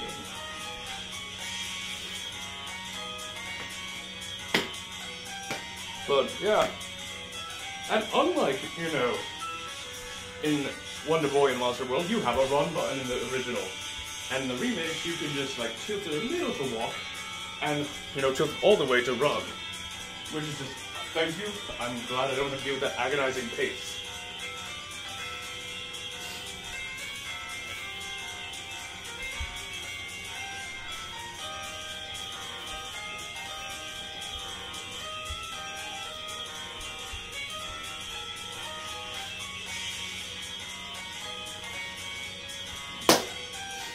But yeah, I think that's, yeah. There's also one last thing.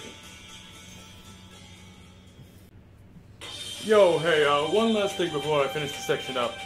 I wanted to say this earlier, but forgot. Also, at one point in the Royal Palace, in the library, if you look particularly hard, both in the original and in the remake, you can see, there's this one book about Xion. I think it was like Xion's biography, in fact. And, you know, it's like Asha's too young to read the whole thing, though. It's like, damn it, Asha, what you got to be so adorable that I can forgive you? She's too cute to hate. Anyway. But yeah, she skips through all the way to the end. But we do see a small snippet of what happened to Xion after the events of Wonder Boy and Monster World. That being, of course, that Xion did something with the spirits, and had that being, of course, Hotta, Lotta, Priscilla, and Shabo, and had them guard over Monster World forevermore, the four corners of Monster World. So yeah, and those are the same things that are watching over, you know, the watching over this, you know, Monster World in this particular time. So yeah.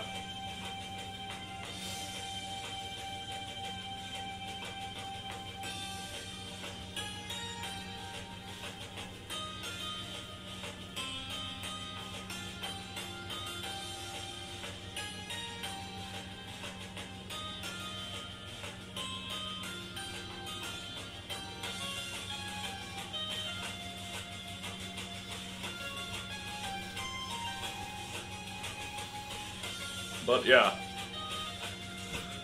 Moving on. Also, guess who's back? Yep, it's Lair.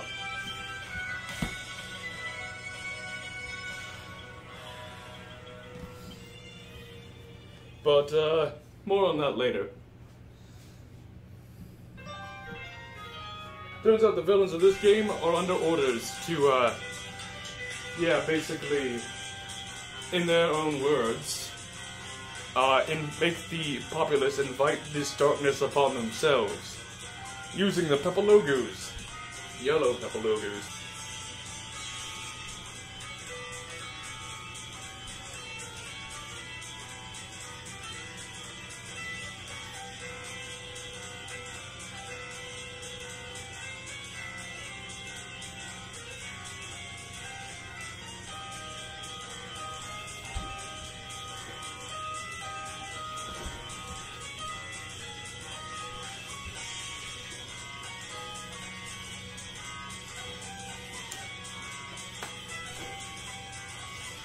If you play the remake enough, you'll also eventually get this guy who says, "Welcome to Monster World," which has become something of a tagline to this game ever since, like, well, ever since Wonder Boy Monsterland.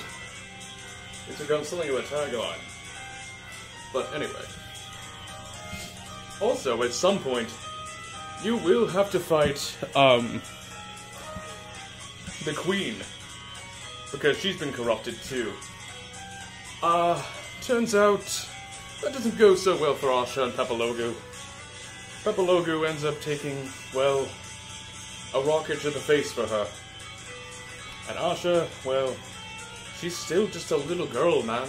This is her first time experiencing true loss of a friend. And, you know, it's genuinely heartbreaking watching her go through that.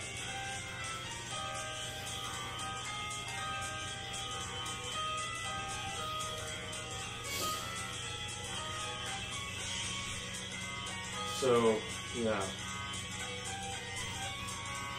Of course, she doesn't let that stop her. And eventually, Papalogu comes back when she fights the Queen a second time. But turns out everything she could do wasn't enough. In the middle of the fight, she's bested. So she calls on Papalogu. And he comes in a fully evolved form, and it's just so sweet. He plays this song right here.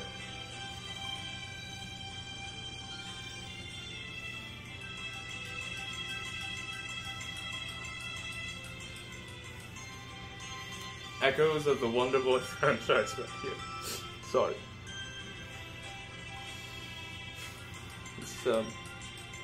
It's emotional, man.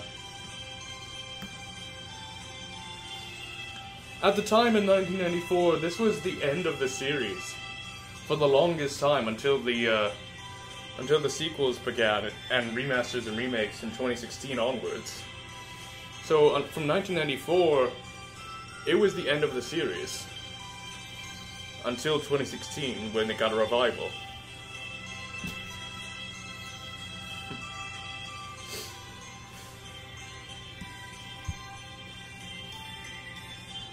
Anyway, so, but now, if you play the game and manage to get all the life drops in the game, or even if you don't, the Genie in the Bottle will tease another game coming soon.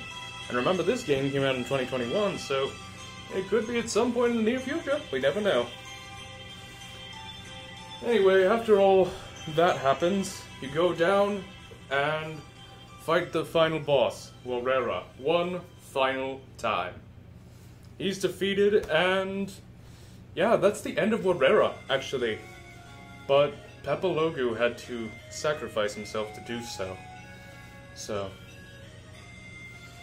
However, the ending is so victorious.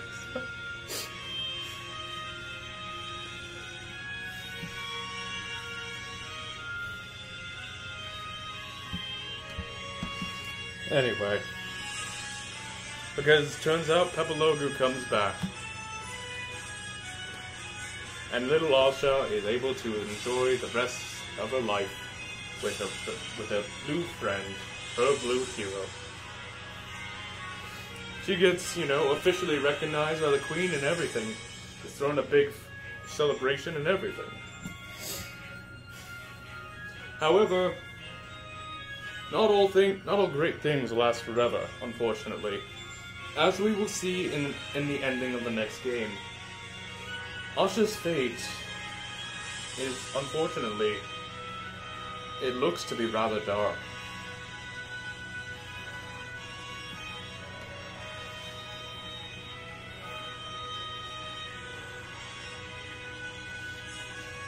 But for now,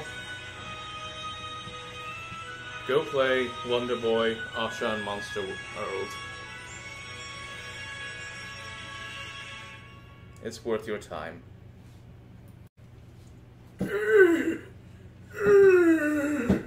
It has been 24 years since the last Wonder Boy game, and Wonder Boy Returns wasn't good enough for me.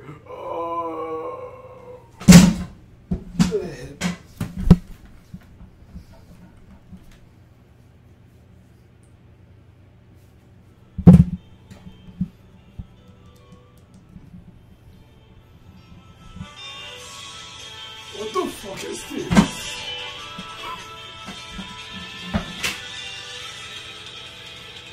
Oh, screw this game. New Wonder Boy game, motherfucker. I feel alive. Now it's time to go. Power of change will help you grow and set you free. Only you can save tomorrow. Out of the darkness of the night, God shines like a light through eternity. Put an end to all the sorrow. Through your adventures, you'll find the answer. Nobody's gonna hold you down, Monster Boy. Fighting for the future through love and joy. Only evil trying to destroy all you can see. If you everything your way, you will see. Not everything is what it seems to be. The peace within you call insanity. Listen to its voice. You're the Northern Hero, Monster Boy. Yep, that's right. Monster Boy. Released in 2018, this game is a proper, true-to-form sequel with an absolute legendary soundtrack composed by equally legendary musicians from across the internet and mostly of SEGA fame, up to and including T. Lopez, Yuzo Koshiro, Banjo Gaioli, Sawatoshi Haruka, and many others.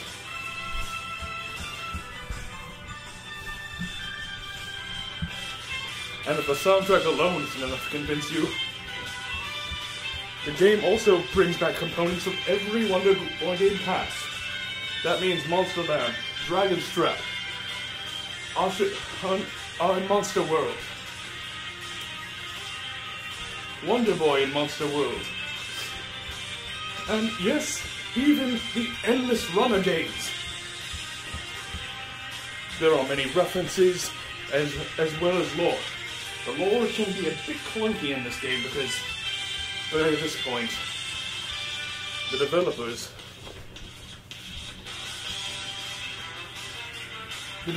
didn't really know what was going on anymore.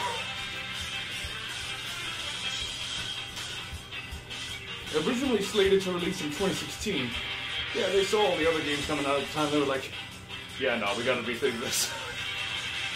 So they made it bigger and better.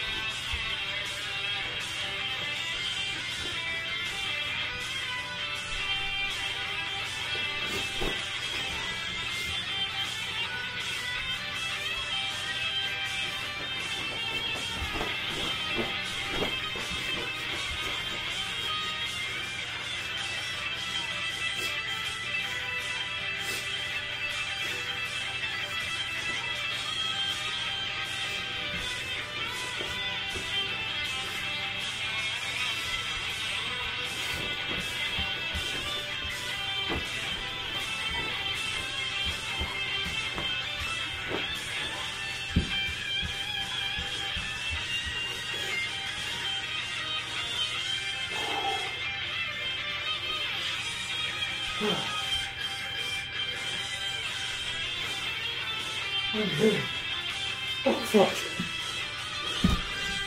I'm getting too old to do that.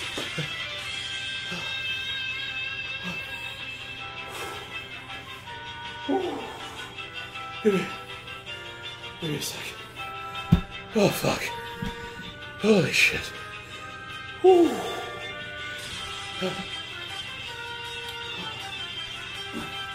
This latest game, this latest game in the lore introduces another new character, Jin, who looks a lot like Xion.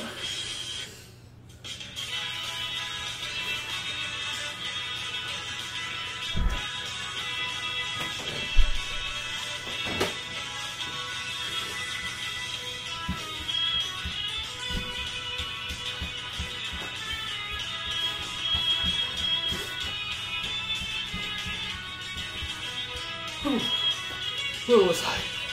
Oh, yes. New protagonist Jin.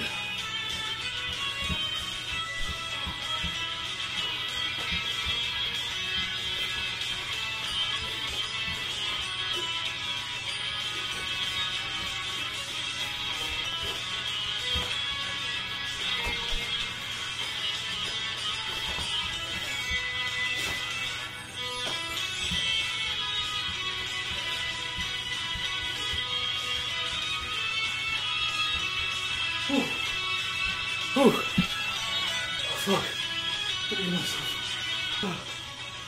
So it turns out Jin's uncle, Uncle Nabu, is on a rampage.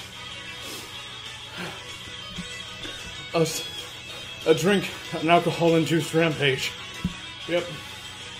Your uncle got way too cocked one day, and ended up cursing everyone in the kingdom to be furries. Nobody likes furries, so you gotta save the day. Nah, just kidding. You furries are... You furries are... welcome. Even the SEGA communities. Who knows? So, you find Mr. Cat eventually after getting turned into a fucking pig.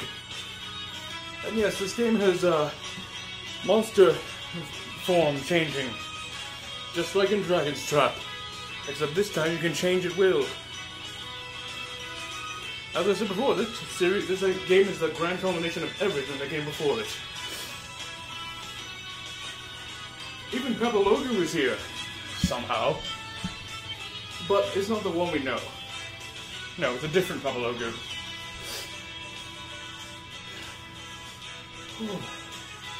And how do we know that? Because he can talk. Whereas in Asha and Monster World, it is explicitly stated and shown multiple times that Peppa Logus can't talk. They're somewhere much further down the line of their evolutionary cycle. By this point in the series, we are in like a world modeled after I think it would be like, give or take 14th, 16th century real world time. Because now there's like pirates and golden age of piracy and all that stuff, ghost ships and, you know, cannons and wheelbarrows and stuff. And Monster World is now known as Monster World Kingdom by this point.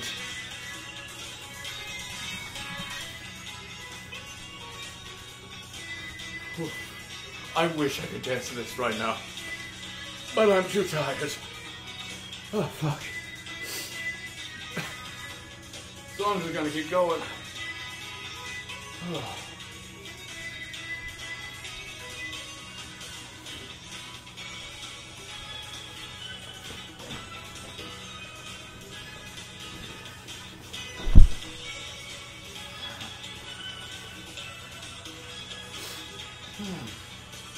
That's more like it. Alright then, where was I? Right. Yes.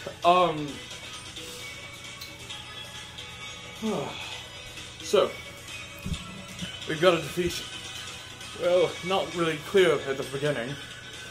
You go through so many different amazing worlds, each with amazing soundtrack, I might add, as you've definitely heard already.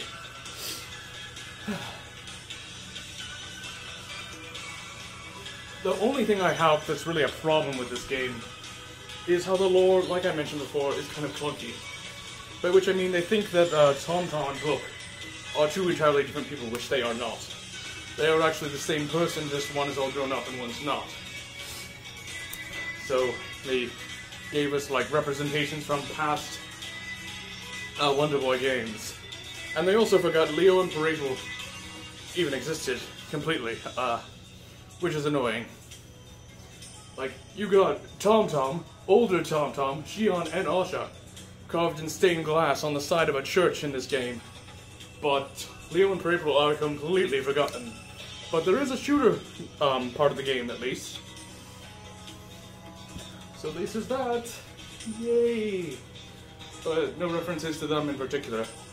Which is kind of stupid considering they were the ones that founded the kingdom in the first goddamn instance. But whatever.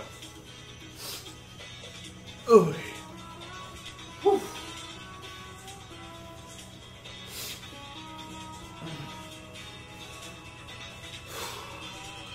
That being said, this game is amazing, and you should absolutely go play it. It's available for all modern consoles. PC, Switch, Xbox, PS4, PS5, and yeah, go play it right now. Multiple times if you want, I don't care. The more the merrier.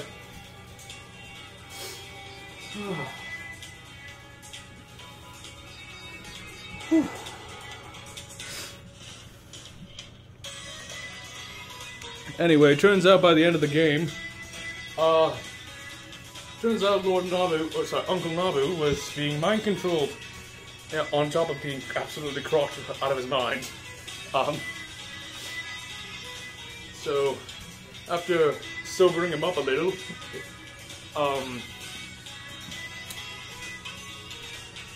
he realized that, yeah, Mr. Cat, the guy who's been helping you all along, was actually the one responsible for all of this. And, of course, Mr. Cat's master, Lord Zardos. Yeah, Walter is still dead. I don't really know who Lord Zardos is, and I'm positive no one else in the community does either, because he's freshly introduced. This is his first time appearing in the series. You can turn into a pig, a snake, a lion man, a dragon, a frog, and even, of course, your human form. So that's fun in this game. And you use all of those forms to defeat the final boss.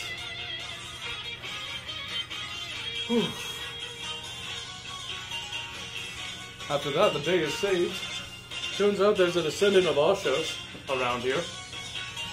Pabelogu was looking for a green-haired girl this entire game. And turns out it's actually probably Asha's daughter, or maybe descendant, who knows. Somewhere along the way. Yeah. And that's who Pabelogu was looking for. However, if you manage to 100% the entire game, you get an actual secret cutscene, one final shot actually, of Asha, who is, look, like, yeah, actual Asha. She's still alive. And Pabelogu is guarding her, but she's not conscious. In fact, I don't know what's going on with her, and nobody does at this point in time. She's in what looks like some sort of seal, it looks like. What exactly happened or why she's like this is never explained. And, yeah, we'll just have to wait until the next game, or the next few games to give us answers to these questions. Like what happened with Shion after Wonder Boy in Monsterland? Why is Asha sealed up in this place? What happened to get her like this? And of course, will Jin's journey continue, or will we get a new protagonist? All of these are questions to be answered in future Wonder Boy games. So, yeah, play these games. You'll love them. Yo, Future Jack, one last time. Wanted to let you know that, I accidentally said 14th or 16th century. I meant to say 18th, well, sorry, 17th, and 18th century-ish. You know, golden age of piracy and all that. My mistake. Also forgot to mention that, by this point in the series, it's no longer known as, you know, Wonderland, or Cocos, or even Monsterland, or even Monster World. Now the world is called Monster World Kingdom. Important to note. Alright, so that's the Wonder Boy timeline explained. But before I go, I still got some more things to say. First off, let's start this section about the non-canon games in this series, because there are quite a lot of them. Almost as many as I have fingers and toes. So, for starters, we have the Microsoft X version of the port of Wonder Boy, if you could even call it that. This game was made by Hudson Soft, and it is who would later go on to steal the entire source code of this game to make that shit idiot Enter Island copycat. But more on that in a second. This game was particularly bad. In this game, there are a lot of things that just, I mean, it plays well, but like, as far as ports go, it is ridiculously bad, and even a little bit, stereotypical. You play as this Japanese guy named Takahashi with, what's the term? A baseball cap, rides a skateboard, blah blah blah blah blah. It feels more like cultural appropriation than anything. Eats fish instead, and that's what he has to collect instead of the dolls. And there are just a number of bad design decisions all over the place that just do not feel on brand for Wonder Boy.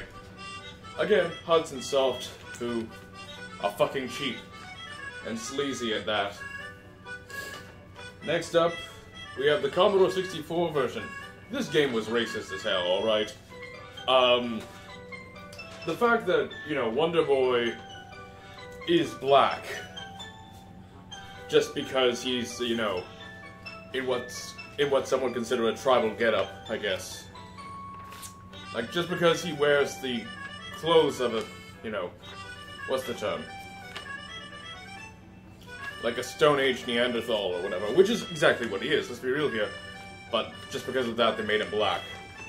It would probably help if I told you this particular port was made by Activision. And if you know anything about Activision, then you know they are racist and sexist as hell. Anyway. The ZX Spectrum port was also made by Activision. That game was not racist, but it was weird. What's with the bug eyes on TomTom?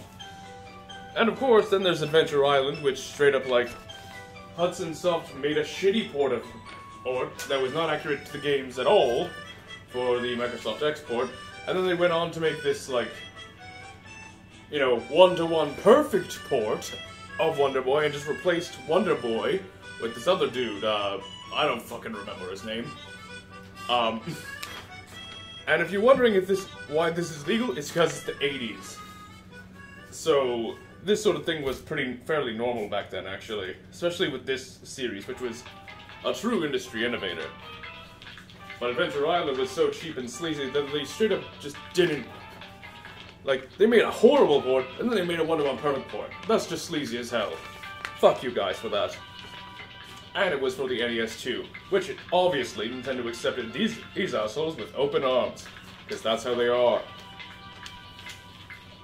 Anyway, the non-canon versions of Wonder Boy Monsterland. There are quite a lot of them.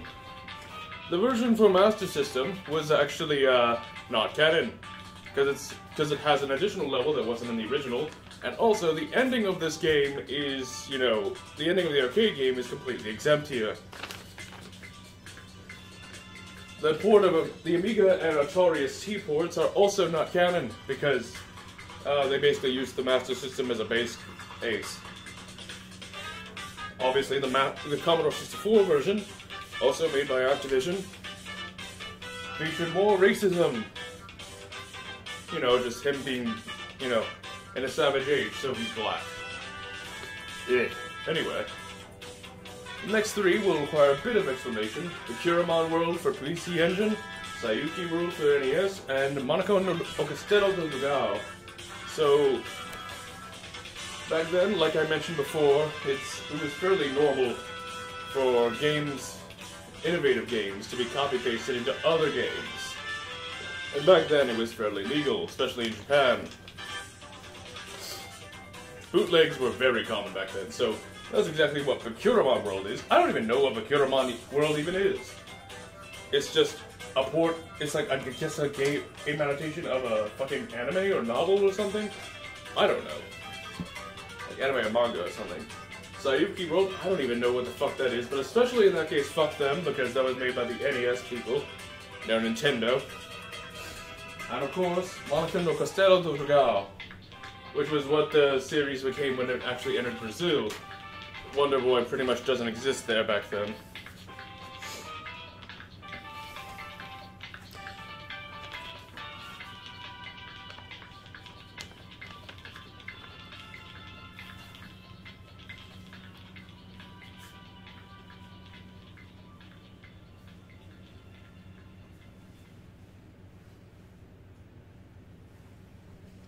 I'm gonna let this play for a moment.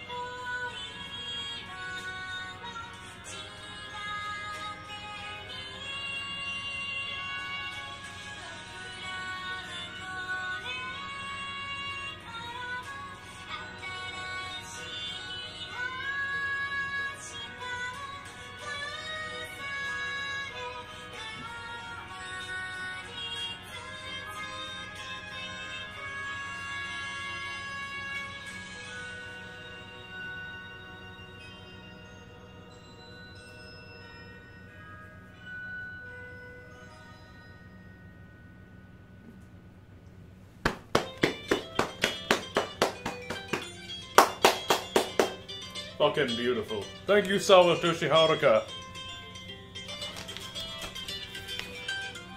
And of course, Banjo Guy Oli is going on a roll here. If you haven't checked him out, you should. It's some time. He's not one of our SEGA tubers, but he is a fellow YouTuber, and I really like the fact that he's just kind of a neutral party. He's not explicitly pro Nintendo or pro SEGA. He just does a lot of covers of video game music in general, and that's what I respect about him. Also, I really liked the Dune franchise, and I just really liked, you know, his cover on the Dune video game.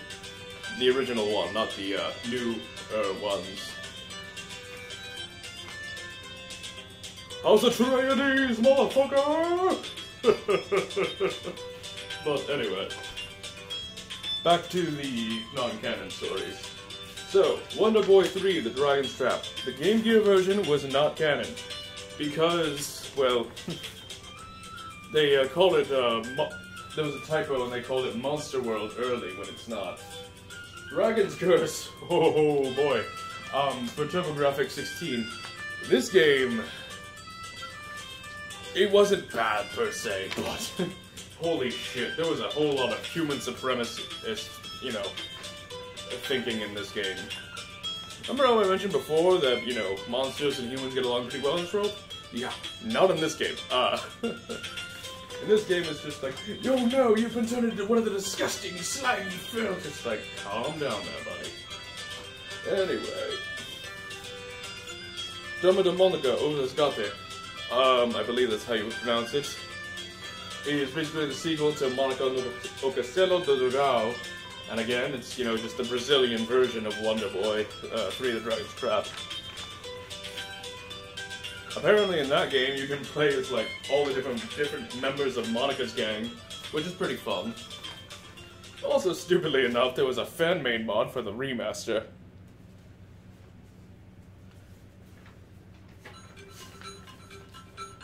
Oh, really quick, this track wasn't actually in the original version of of Monster World 4. Yeah. This was a remake explicit track. If you're good enough, you might actually be able to find this track. But anyway. Wonder Girl, The Dragon's Trap, which is basically just, you know, the Renette/girl playthrough of Wonder Boy, The Dragon's Trap in the 2017 remaster. Yeah, that playthrough is not canon. Sorry.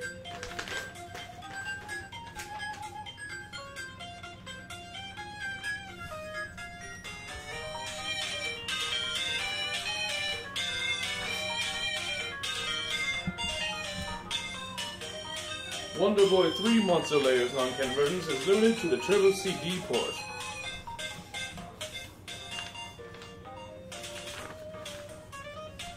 Yeah, more of that master racism from Dragon's Curse. Wonder Boy and Monster World, the Sega's Master System version is not canon because of well, a variety of reasons. One of which being that, you know,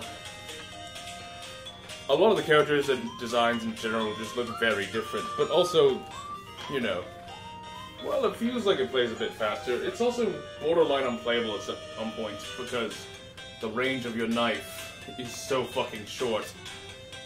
Just use the spear, you're gonna make your life 1,000 times easier in that port. Anyway. Monster Boy and the Cursed Kingdom. Naturally, the 2016 beta, or prototype, or whatever you want to call it, is not canon. However, you can still look footage up of the 2016 prototype if you're curious. Hell, it's even contained on some of the playlists that will be linked by the end of the video, so yeah. But it was a lot more unpolished and looked up, and the story was obviously going to be a lot different. But yeah, you can still look footage up of it if you're curious. And as I said, they basically just went back and just redesigned the whole thing when, you know, all the other games started getting revivals. You know, 3 different sequels, for example. I mean, 2 other sequels had already happened, like 1 remaster, and fucking 2 legacy collections that are just like, okay, we need to rethink this. But, yeah.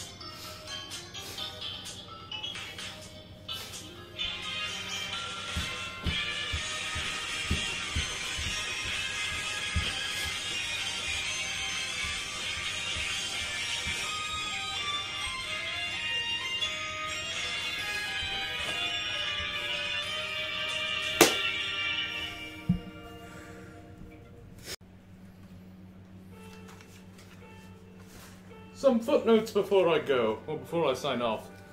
I'm gonna list off, for starters, let me list off, let me see here.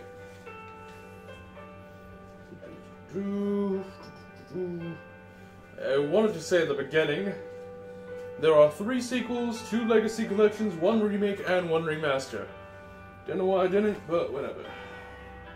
I'm not doing a 3rd take of that. Dragon's Trap was released after after Monster Lair. Also, on that note, yeah, the Japanese titles, yeah, and hell, the titles in general, don't think about them too hard. I mean, there are 2 Wonder Boy 3s, there is no Wonder Boy 4, there is like a Monster World, 3, but a Wonder Boy 5, like, and hell, there are like 4 different games of the original Wonder Boy with different titles. And, you know, just don't think about it, and just let me explain this timeline to you, alright? Or at least, as I already have. One last thing before I go, let me list off the names of the companies that made responsible for each of these games. So, for starters, Wonder Boy Returns was made by, just a second here, SEGA, LAT, and CFK. Wonder Boy Returns Remix was made by the same people, but also with the help of Clay Castle. Let's see here. Wonder Boy The Dragon's Trap. Let's see. Wonder Boy The Dragon's Trap was made by Lizard Cube with the help of Dotemu. Let's see. And Steven Studio. Let's see. Wonder Boy Anniversary Collection and Wonder Boy Collection were made by SEGA, LAT, let's see. Ratalaika Games. I've never heard of them before, but cool on you guys. And let's see. Wonder Boy, Asha, and Monster World was made, of course, by SEGA, LAT, and the remake in particular was made courtesy of Monkeycraft and Cryware, who we have a very long relationship with SEGA-wise. Also with the help of G-Choice. Let's see. And of course, Monster Boy was made by SEGA, LAT, Games, Amateur, Lizard Cube, and every individual person they hired from the indie scene. So, thank you beautiful motherfuckers for that.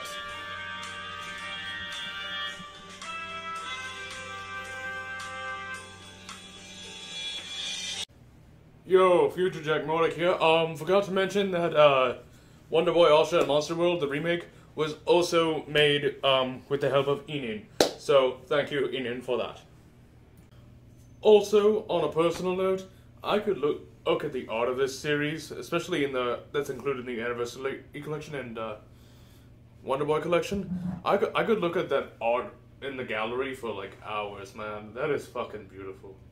Especially, like, seriously, every single one of those is art. So, yeah. Speaking of art, there's also this one little manga thing that was apparently done as a concept thing for Wonder Boy, Asha, and Monster World. And if you have it on Steam, you can actually see this for yourself in the art book. So, yeah. But now that everything's been said and done, I just want to say thank you, SEGA. Thank you, LAT, for giving the world this beautiful masterpiece of a series, and for making it still go now in modern day. First started in 1986, still going now in 2021 and onwards. It's been one hell of a ride, but I cannot wait to see what happens next. And I think I speak for everyone else in the communities and anyone else who's ever played these games in general when I say thank you from the bottom of our hearts for this absolutely wonderful series. This wonderful, charming, beautiful series. This has been Jack Mordick, the SEGA fan. I am signing off for now, and I cannot wait to see what happens next in Wonder Boy and Monster World.